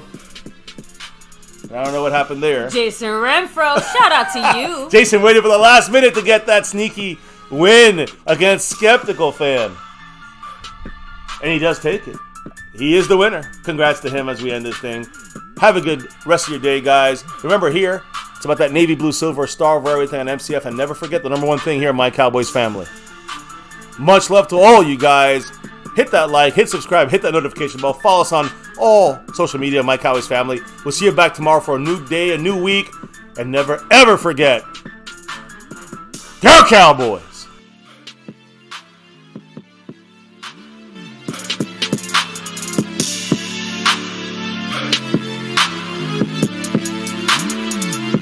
Monk on the beat.